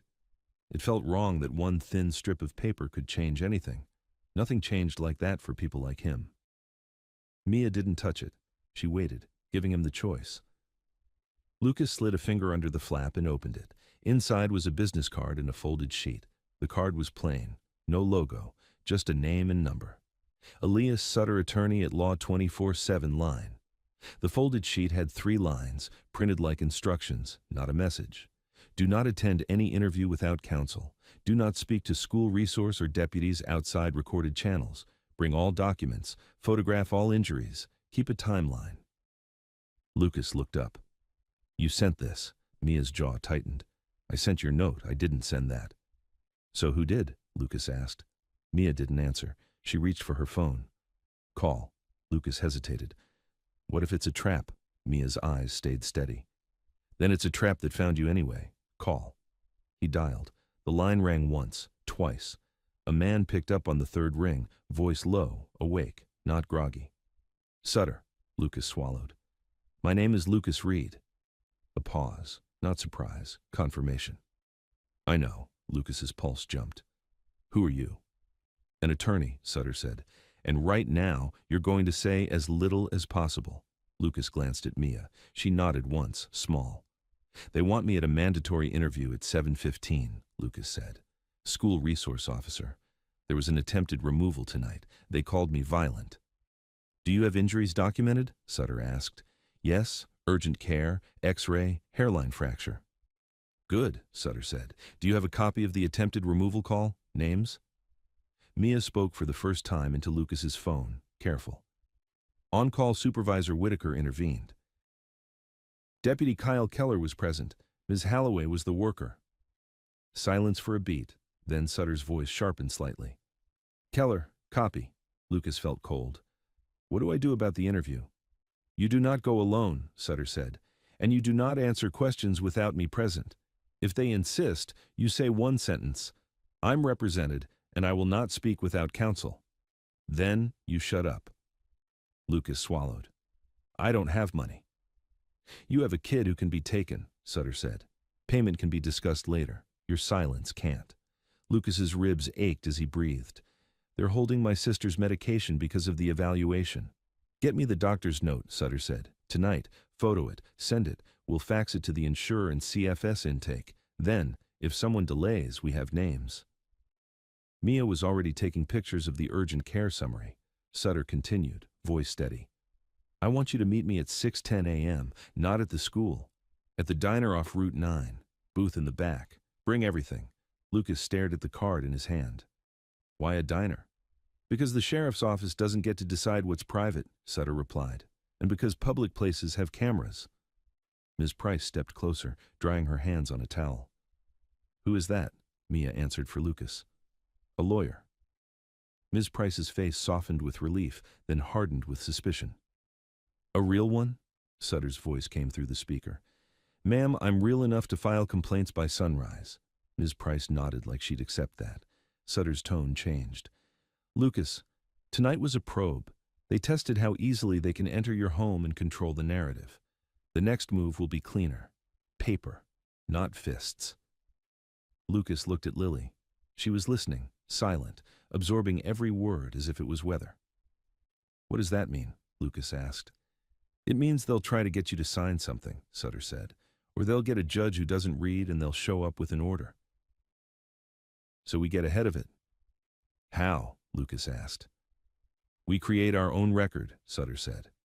First thing, you write a sworn statement, you and Ms. Price, Mia too if she's willing. Describe the attempted removal, the deputy's conduct, the threat you recorded, and the timeline. No opinions, only facts, times, exact words. Mia's pen was already moving. Sutter added, Second, we request the Quick Mart security footage before it disappears. Do you know if there's a camera near the dumpsters? Lucas nodded. There's one over the back door. Then someone will say it malfunctioned, Sutter said. So we request it now, tonight. I'll send a preservation letter. I need the store address.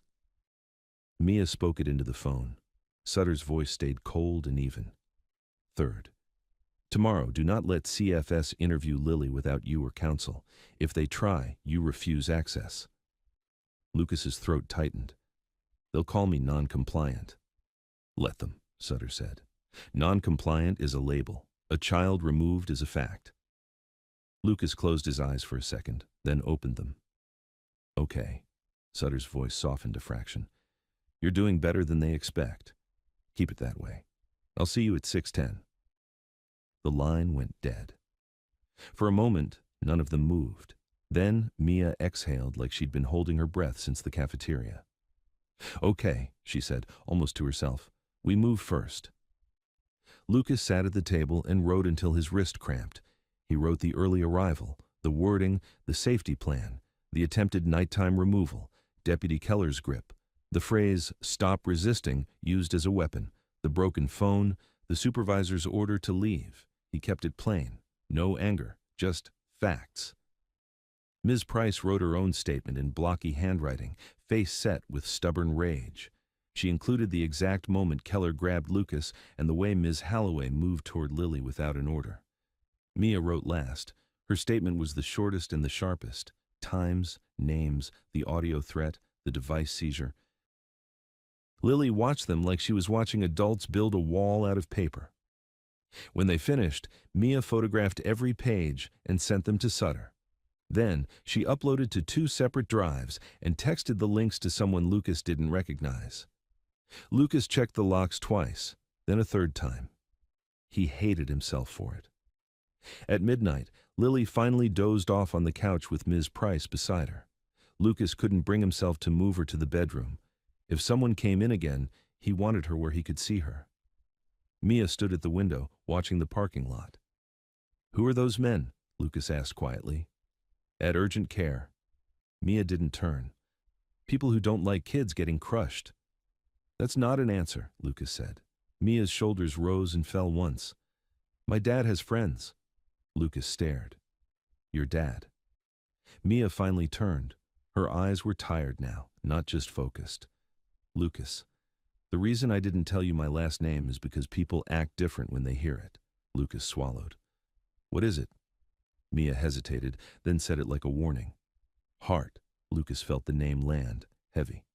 Like Garland Hart? Miss Price asked from the couch without opening her eyes. Her voice was low, rough. Mia's face went still. Yes? Lucas's mouth went dry. He'd heard the name in town the way you heard storms on the radio. Not personal, not close. Something you respected from a distance. You're his daughter, Lucas whispered. Mia nodded once. And Drew knew. That's why this turned into adults so fast.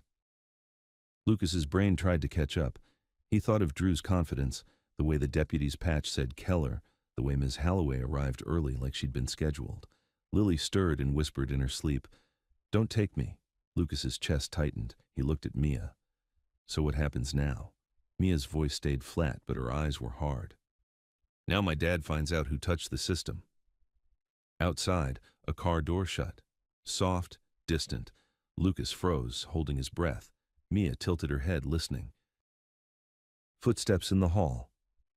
Lucas moved to the door and looked through the peephole. A woman stood there in a plain coat, no clipboard, no badge. She held a folder under her arm and a courier envelope in her hand. She didn't knock hard, just tapped twice and waited, like she expected him to be awake. Lucas didn't open the door. Who are you? He called through it. The woman kept her voice low, professional. Process server. Lucas's stomach dropped. She slid the courier envelope under the door with 2 fingers, careful not to crease it. This is time-stamped service, she said. Emergency petition filed for morning docket. You're listed as respondent. Lucas stared at the envelope on the floor like it was something alive. The woman's footsteps retreated down the hall.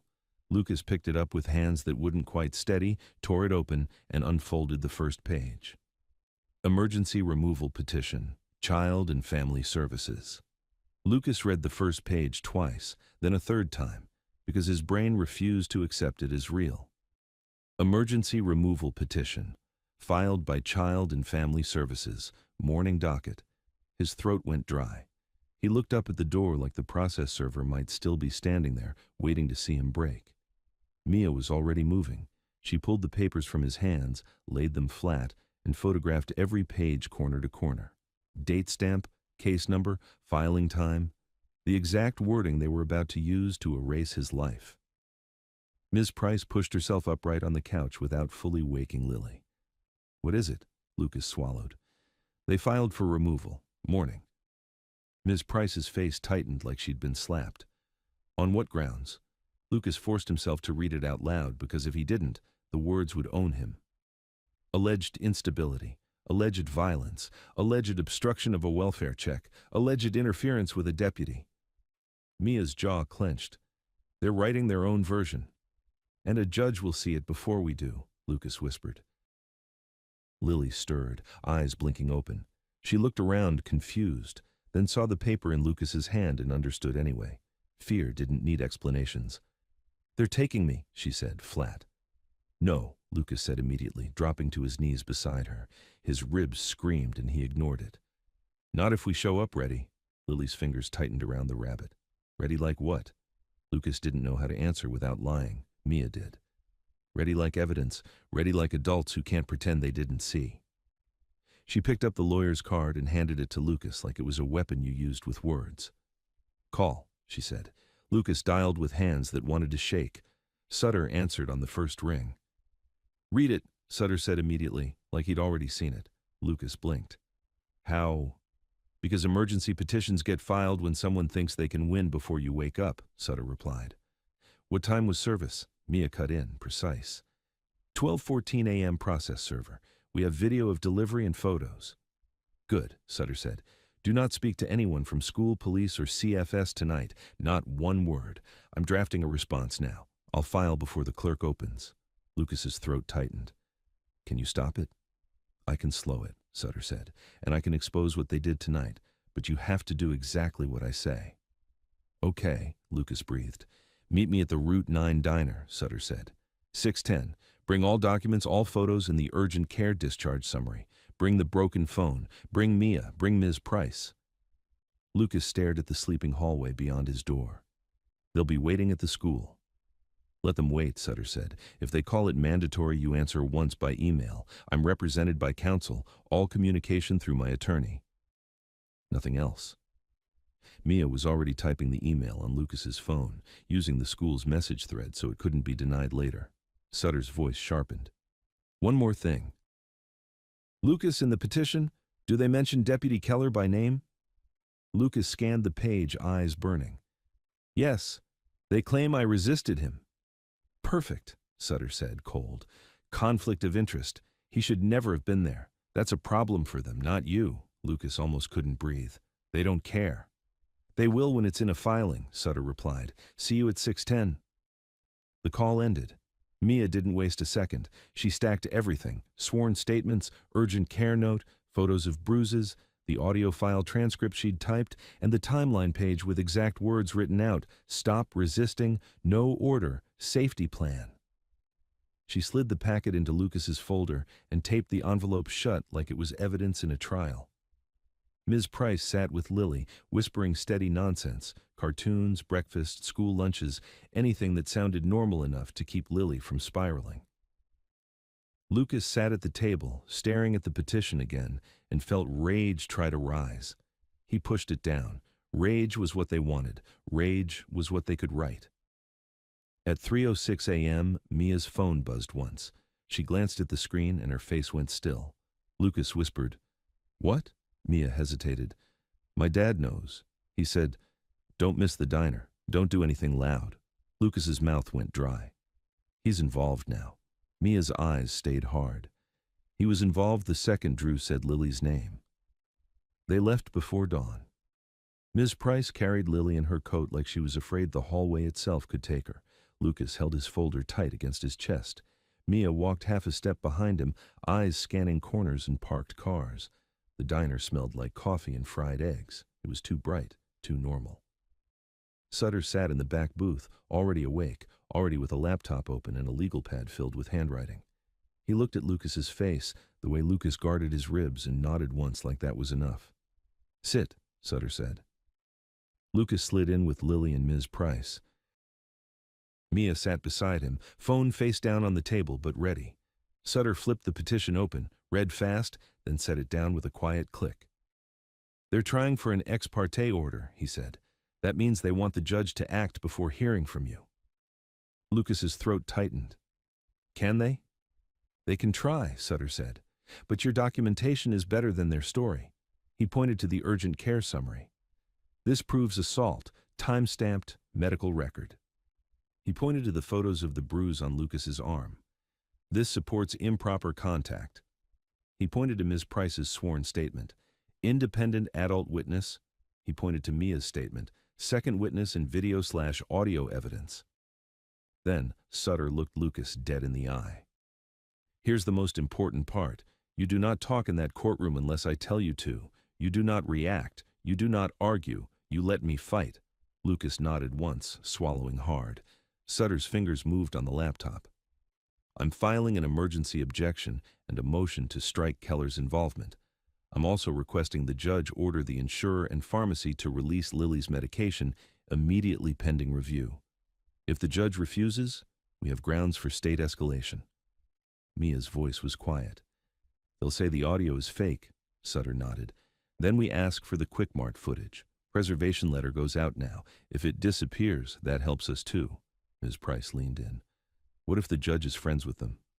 Sutter didn't blink. "Then we make the judge write it down."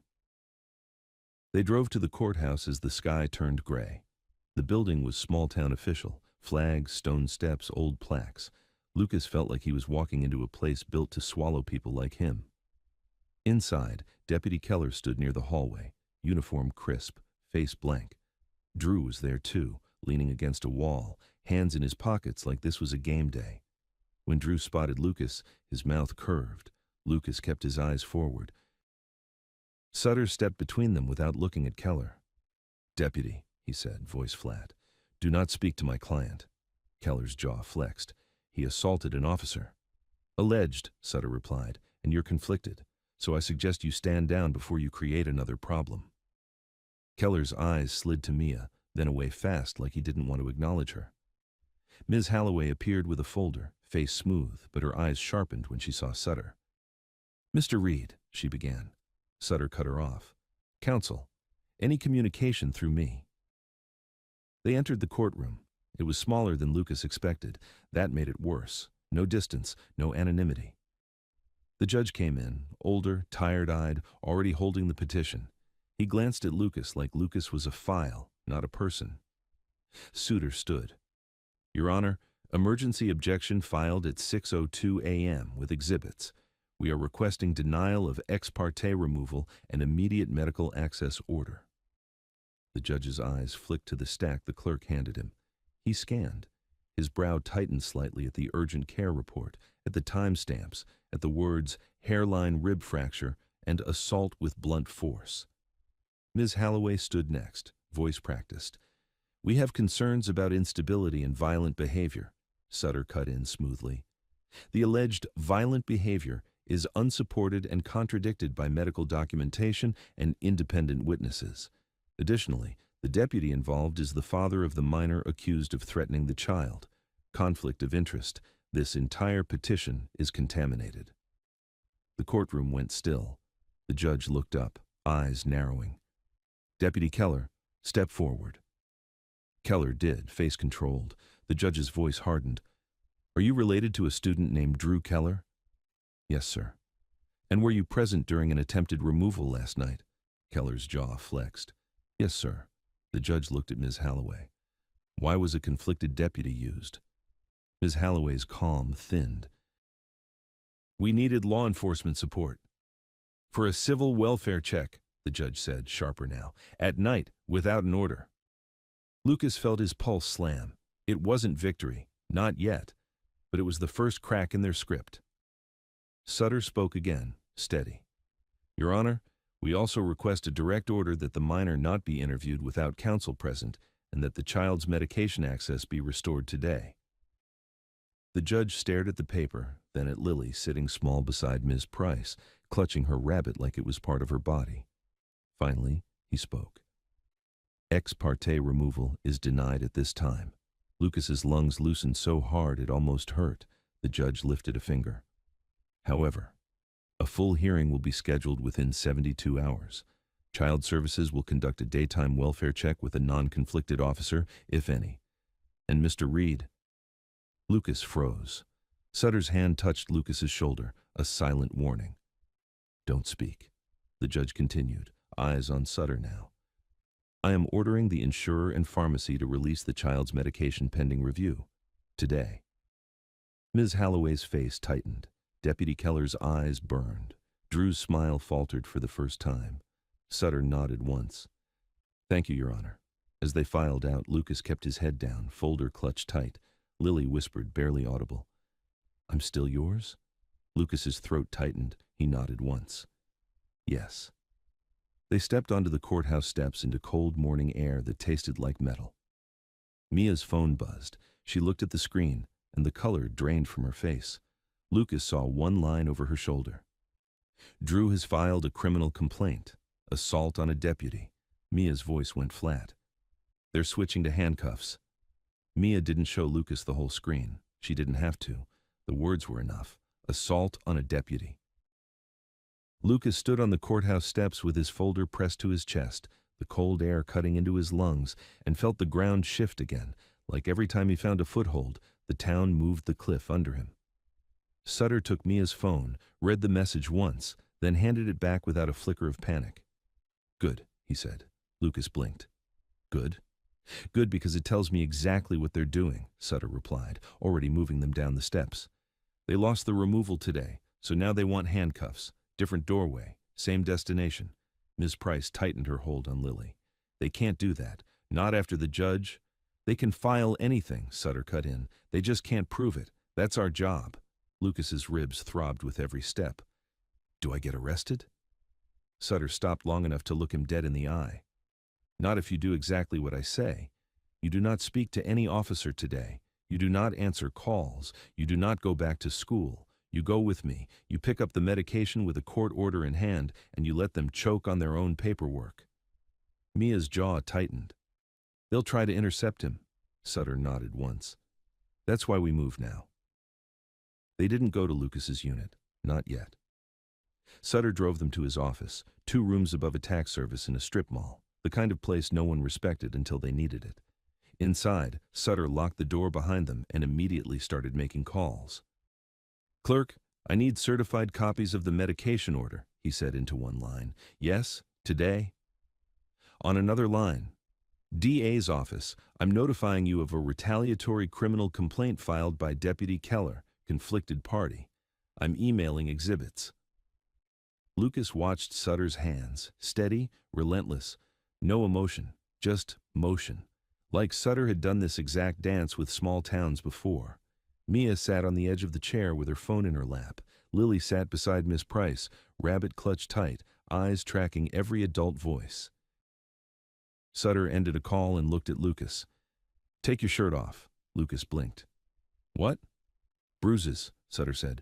We photograph, today, with my timestamp, with a witness. Lucas did it, jaw clenched. Sutter took photos of the rib bruising and the red mark on Lucas's arm where Keller grabbed him, then photographed the urgent care discharge summary next to Lucas's driver's license so no one could claim the date belonged to someone else.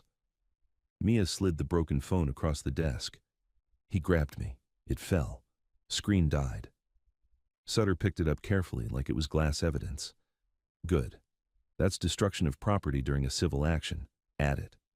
Mia's mouth tightened. He did it on purpose. I don't need purpose, Sutter replied. I need pattern. He turned his laptop toward them. Now we go to the pharmacy with the judge's order. If they refuse, we document the refusal. If they delay, we document the delay. Then, we file a complaint against the insurer's compliance team with the court order attached. Lucas swallowed. What if the deputy shows up? Sutter's eyes stayed flat. Then he better be ready to explain why he's interfering with a court order. They left with a certified copy in a sealed envelope and another copy folded into Sutter's inside jacket pocket. The sky was brighter now, but it didn't feel like daylight. It felt like exposure. At the pharmacy, Lucas's stomach clenched the second he saw the same pharmacist behind the counter. She looked up, recognized him, and her face tightened. like she'd been hoping he wouldn't return. Lucas placed the sealed court order on the counter without speaking. The pharmacist read the header. Her eyes moved faster as she found the judge's signature. A faint flush rose in her cheeks. "I'll need a moment," she said, and disappeared into the back. Mia leaned closer to Lucas, voice low. "Record." Lucas opened his phone and started recording. The camera pointed at the counter, the timestamp visible. Mrs. Price stood behind Lily like a wall. Lily's fingers clenched and unclenched around the rabbit's ear. The pharmacist returned, holding a bag that looked too small to carry so much meaning. "I'm releasing the medication," she said, voice stiff. "But I need you to sign here acknowledging—" Sutter stepped forward, calm. "He will sign receipt only, no additional statements." The pharmacist's eyes flicked to Sutter. "And you are?" "Counsel," Sutter said. The pharmacist slid the clipboard forward without arguing. Lucas signed. His hand shook only once. When the bag was in his hand, Lily's shoulders dropped like someone had loosened a rope around her chest. She didn't smile. She just breathed. Outside, in the parking lot, Mia finally exhaled hard. "Okay," she murmured, one fire out. Lucas stared at the bag in his hand. "So why do I feel worse?" "Because now they'll come for me instead," he thought. Sutter answered as if he'd heard it. "Because you're still thinking like a kid who has to survive alone," he said. "Stop. Today you have a record and a court order. That's a shield." Mia's phone buzzed again. She looked, and her eyes hardened. Lucas didn't have to ask. "What now?" Mia turned the screen toward Sutter instead. "They're posting it." On social media, Drew's face filled the frame, filmed from the front seat of a truck, eyes wide in fake outrage. He was talking about violent orphans, about assaulting law enforcement, about protecting children from unstable homes. He didn't mention Lily by name, but he didn't have to. In a town this small, everyone knew who the story was about by lunch. Under the video, comments piled up in real time, some cheering, some mocking, some asking where Lucas lived. Lucas felt nausea rise. Ms. Price swore under her breath. "They're painting a target." Sutter didn't blink. "Good. Let them commit defamation publicly. That's easier than whisper campaigns." Mia's voice dropped. "My dad said no noise." Sutter looked at her. "Noise isn't violence. Noise is sunlight." Mia held his gaze, then nodded once like she accepted the difference. Back at Sutter's office, he drafted 2 filings with the speed of someone who didn't sleep when he was angry. A formal notice to the DA regarding Keller's conflict, a complaint request for internal review of the deputy's conduct during the attempted removal, and a preservation demand for all communications related to Lucas's case: school emails, CFS logs, dispatch records, and pharmacy hold notes. "Now," Sutter said, turning to Lucas, "you're going to do one thing, and you're going to do it perfectly. You're going to give Lily her dose, on camera, with the label visible, with the time visible." Lucas swallowed hard. It feels like you're living under a microscope," Sutter finished. "Yes, and that's what they wanted anyway. The difference is now you control the lens." Lucas did it. He filmed the bottle, the date, Lily taking the medication, and Lily drinking water after. Lily didn't complain. She didn't even look at the camera. She just obeyed like a kid who understood cameras were armor now. When it was done, Sutter nodded once. "Good." Mia's phone buzzed again, this time a message with no name, just a number. "You have 10 minutes to delete the audio, or the deputy executes the complaint." Mia's face went cold. She showed Sutter without speaking. Lucas felt his blood drain. "They can do that?" "They can try," Sutter said, and his voice stayed calm, but something behind it sharpened. "And now we have witness intimidation in writing." Mia's thumb hovered over her screen. "Do I reply?" "No," Sutter said. "We screenshot. We save. We don't play their game." Lucas stared at the message until the words blurred. 10 minutes. Delete the audio. Or else. Mia turned her phone face down. "It's backed up," she said quietly. "In places they can't touch." Sutter's laptop chimed, an incoming email. He opened it, scanned, then looked up at Mia. "Quickmart responded to the preservation letter," he said. "They're checking on the footage." Mia's eyes narrowed. "That means it's about to disappear," Sutter nodded slowly. "Unless we get it first." Lucas's ribs tightened as he breathed. How? Mia stood. We go there. Sutter held up a hand. Not you. Not with your name attached to every rumor in town. Mia's eyes stayed hard. Then I go. Ms. Price's voice was blunt. You ain't going alone. Mia looked at her, then nodded once. Okay. Lucas started to rise. Sutter's hand came down on Lucas's folder, firm. You stay. If they want an arrest scene, they don't get it. Lucas froze, hate and fear twisting together. I can't just sit here. You can, Sutter said, because the cleanest way to win is to not give them the picture they're trying to frame. Mia picked up the notebook and tucked it into her bag. We'll bring back the footage, she said, then added softer. Or we'll bring back the proof it was destroyed. Ms. Price tightened her coat around Lily. Baby, you stay with Mr. Sutter. Lily grabbed Lucas's sleeve. Don't let them take you.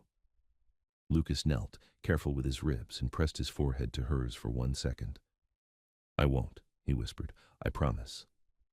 Mia and Ms. Price left. The office felt smaller after the door shut. Sutter sat across from Lucas and finally let a sliver of emotion into his voice. Not comfort, not pity. Something colder. Deputy Keller made a mistake touching this, he said. People like him win when nobody's watching. Today, too many eyes just opened. Lucas stared at the cracked edge of the broken phone on the desk, then at Lily's small hand gripping the rabbit, then at his own bruised arm. Outside, somewhere in town, Drew Keller was still smiling at his own video. Inside a strip mall office, Lucas Reed sat perfectly still, waiting for the next move to come through a door he didn't control. Mia and Ms. Price were gone less than 5 minutes when Sutter killed the lights in his front office and pulled the blinds down halfway. Not because we're hiding, he told Lucas, because I don't give them a clean shot through a window. Lucas sat rigid with Lily on his left and the folder on his right like they were both life support. Every time a car door slammed outside, his ribs tightened. Sutter's phone rang twice in 10 minutes. He ignored both, then answered the third on speaker. Elias Sutter, he said. A man's voice came through, sharp and official. This is Sergeant Malloy, Sheriff's Office. We need to speak with Lucas Reed regarding an assault complaint. Sutter didn't look at Lucas. You'll speak with me. We need him present, Malloy pushed. No, you don't, Sutter replied. If you have probable cause, you get a warrant. If you want a statement, you schedule through counsel. Pick one. A pause. Deputy Keller says your client assaulted him. Sutter's tone stayed flat. Deputy Keller is conflicted, retaliatory, and was present at a welfare contact without an order. I filed notice of that with the court this morning. If you proceed on his word alone, you're stepping into it with both feet. Malloy exhaled. So he's refusing to cooperate. He's exercising rights, Sutter corrected. If you show up without a warrant, we record you, we file. If you show up with a warrant, we comply, and I'll see you in court. The line went dead. Lily's fingers clenched around the rabbit. Are they coming? Sutter finally looked at her. Not with me on the phone, he said, and not with what we've already saved. Lucas's stomach rolled anyway. They can still try. Sutter nodded once. That's why we don't give them a scene. At 11:18 a.m., Mia texted only 2 words. Got footage. Lucas's breath caught. Show me. Sutter took the phone, not Lucas. Not yet, he said, already calling her back. Where are you? Mia answered on speaker, voice tight but controlled. Quickmart manager tried to stall. Said the back camera glitched. Ms. Price saw him reach for the DVR like he was about to wipe it. I told him we had a preservation letter. Then, an employee, teen kid, pulled me aside and said the system auto-uploads to a cloud backup. Sutter's eyes sharpened. Did you get it? Yes, Mia said. 2 angles. You see Drew's truck. You see them pull Lucas behind the van. You see Blake pin him. You hear voices, and you see Drew step in close. Lucas's throat tightened. Does it catch the threat? Not the words, Mia admitted, but it shows the assault. It shows Lucas never swings, and it shows them choosing a blind spot. Sutter nodded like he'd expected that. Send raw files, no edits, and get the employee's name. Mia hesitated half a beat. He's scared. Then we protect him with paperwork, Sutter said. Send. The files hit Sutter's laptop minutes later.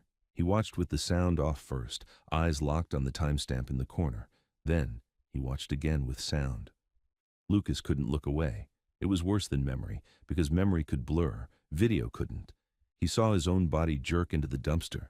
He saw Tanner's grin. He saw Drew lean in and smile, like he was explaining something simple. Lily made a small noise and buried her face in Ms. Price's coat. "That's enough," Ms. Price murmured, furious and shaking. "That's enough to bury them." Sutter didn't celebrate. He opened a new email and attached the files to 3 addresses, then a 4th. "DA," he said quietly. "State intake, internal affairs," and he glanced at Mia's contact list on the screen without reading names out loud. "Someone who doesn't lose things." At 2:07 p.m., Mia texted again. "My dad is coming. Clean. No drama." Lucas stared at the words until his eyes burned. Her dad. "He's actually," Sutter cut in. "Focus. Tonight is about leverage." "Tonight?" Lucas echoed. Sutter looked up. "School fundraiser. Winter sports banquet. They're streaming it." Lucas's stomach dropped. "I'm suspended." "You're not going," Sutter said. "You're watching." He tapped the laptop screen. "They're building a public narrative that you're violent. We counter with facts in a place they can't quietly erase." Lucas felt cold. "You're going to expose them in front of everyone." "I'm going to make them lie where it's recorded," Sutter corrected. Evening came like a weight. Sutter's office turned into a command post. Laptop open to the school's live stream link, documents stacked, phone charging cables everywhere. Mia arrived just before the broadcast, hair pulled back, face set, Ms. Price at her side. Lily sat between them like a small anchor. And then, without noise, 3 men walked into the strip mall hallway and stopped outside the glass door. Leather jackets, quiet posture, the scar on the knuckle. Lucas's pulse spiked. Mia didn't flinch this time. She opened the door, stepped out, spoke to them in a voice Lucas couldn't hear, then came back in. "My dad's people," she said simply. "They're not here to fight. They're here to witness." Sutter nodded once like that mattered more than muscle. The stream started. The gym filled the screen. Balloons, banners, parents, teachers, the whole town packed into bleachers like it was a celebration. The principal took the mic, smiling too wide. He talked about community, about accountability, about keeping students safe. Then the sheriff stepped up. Deputy Keller stood behind him, arms folded, face blank. Lucas's hands went cold. Sutter didn't move. "Wait," he murmured. A teacher's hand hovered near the laptop trackpad. Someone Sutter had arranged, someone who had access to the broadcast feed through the school's own AV system. Lucas didn't know who. He didn't want to. On screen, Drew appeared beside the sheriff, looking solemn, playing the role of wounded virtue. Then the feed stuttered. The microphone squealed. The gym's big screen behind the stage flickered, just for a second, like someone had taken control. And then the evidence started. First, cafeteria video. Drew pouring soda on Mia, phones laughing, Lucas stepping in. Drew's fist to Lucas's ribs, gasps rippled through the gym. On the stream, heads turned. The principal spun toward the screen like he didn't believe it. Second, audio. Drew's voice clear as glass. "Sign it, or Lily doesn't stay with you." The gym went from gasps to shouting. Someone yelled, "That's a kid!" Deputy Keller moved fast toward the AV booth, but 2 men in suits met him halfway. Not bikers, not kids, not teachers. They held up badges. Keller stopped like he'd hit an invisible wall. Third, quick-marked footage. Drew's truck, the shove, the pin. Lucas's hands never rising to strike. The attack playing in clean, ugly silence. On stream, the sheriff's face drained. The principal's smile died completely. Drew tried to step away from the mic. A hand caught his elbow, one of the suited men, guiding him not roughly, just firmly, off the stage. A woman in another suit moved to Ms. Halloway in the front row. Ms. Halloway stood stiffly, clipboard clutched like it could protect her. She was escorted out the side door while the whole gym watched. The live chat on the stream exploded so fast the text blurred. Lucas sat frozen, ribs aching, heart hammering, watching his life get rewritten in public by something stronger than rumors. Proof. Lily lifted her head slowly. "They can't say it's me now," she whispered. Sutter's voice was low. "They can try. They just can't win." On screen, the sheriff grabbed for the mic again. Too late, too loud. trying to regain control. The crowd drowned him out. Parents stood, phones rose, people filmed the officials being escorted out. And then Garland Hart walked onto the gym floor, not on the stage, not posturing, just walking like a man who didn't need permission. He didn't look at the cameras first. He looked at the crowd and spoke one sentence that the mic picked up. "This town is done eating its own kids." Lucas felt something in his chest loosen, barely, like his lungs remembered what air was. The broadcast didn't end cleanly. Nothing did, not after proof hit a room full of people who'd spent years pretending they hadn't seen anything. In the gym, the principal's hands fluttered uselessly over the microphone. The sheriff tried to speak. Parents shouted questions he couldn't answer without lying, and the suited investigators kept moving, quiet, controlled, guiding people off the floor like pieces in a chess game, finally forced into the open.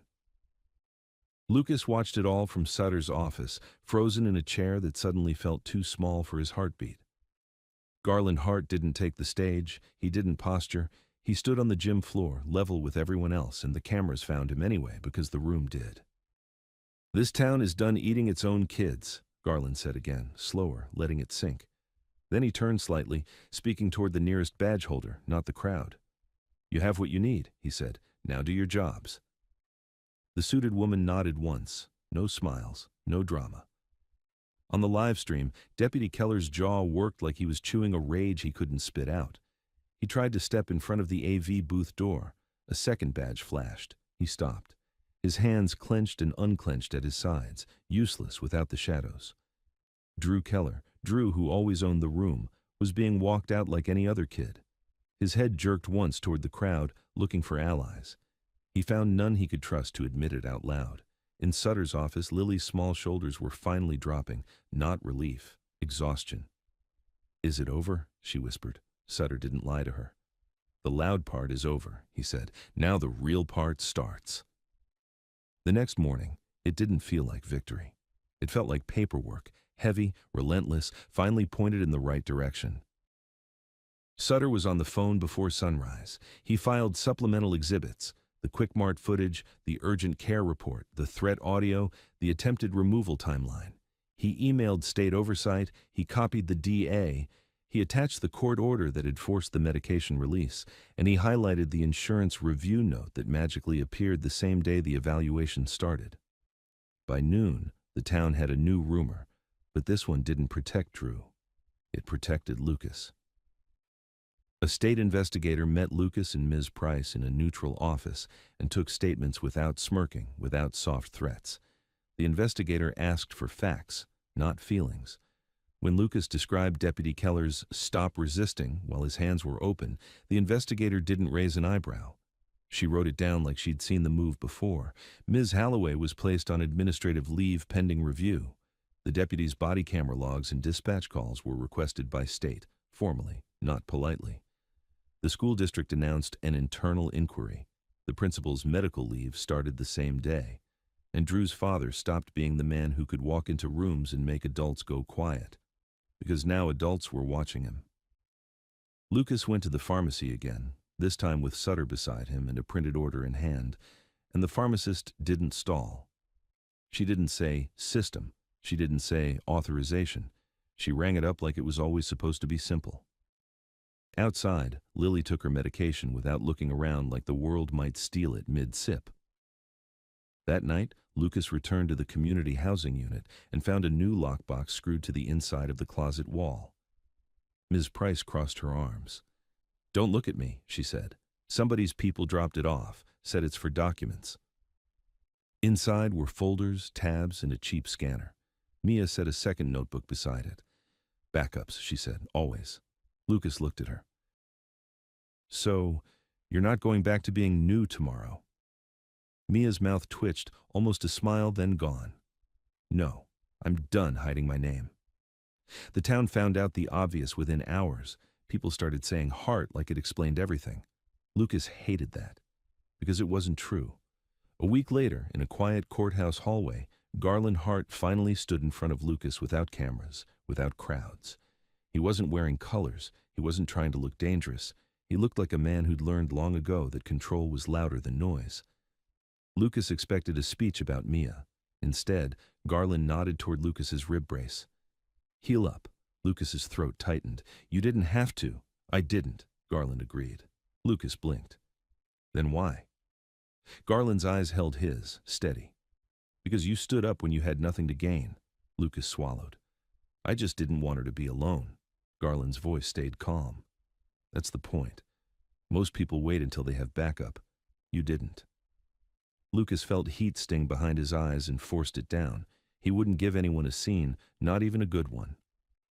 Garland looked past him toward Lily, who was sitting with Ms. Price, rabbit in her lap, watching the hallway like she was learning what safety looked like when it wasn't imaginary. She's yours? Garland asked. Lucas nodded. Yeah. Garland's jaw tightened slightly. Then she's ours too, Lucas frowned. What does that mean? It means there are kids in this town who keep getting crushed because they're easy, Garland said, and we're expanding the circle of who counts as untouchable. Lucas stared. You're doing this because of me. Garland didn't smile. I started paying attention because of you. Then he held out a card, different from Sutter's but just as plain. A job address, a real one, not under-the-table shifts and fear of inspections. A shop that didn't answer to the sheriff's office. Show up Monday, Garland said. Learn, work, get paid on paper. Lucas hesitated. Pride tried to speak first. He shut it up. He took the card. Thank you. Garland nodded once. Don't thank me. Keep your hands clean, keep your head straight, and don't let them write your story again. In the months that followed, the town didn't magically become good, but it became watched. The school installed cameras that didn't malfunction. The advisory board quietly changed faces. An independent review of child services procedures came down from the state. Deputy Keller's complaint against Lucas died under evidence before it ever made it to a courtroom, and the people who'd used their jobs as weapons stopped doing it so loudly. Lucas kept his binder updated anyway, because survival taught him that safety wasn't a feeling. It was structure. Lily started sleeping in her own bed again. She stopped flinching at knocks. She started asking for normal things, stickers, cartoons, a library card, like her brain finally believed the future wasn't just something that happened to other kids. And on one ordinary evening, Lucas stood at the kitchen sink washing dishes while Lily did homework at the table, Mia sitting nearby with her own notes, helping without taking over. Lucas glanced at the lockbox in the closet, at the labeled folders, at the medications lined up with the dates visible, at the quiet order in their small home. He didn't feel triumphant. He felt something rarer. He felt stable.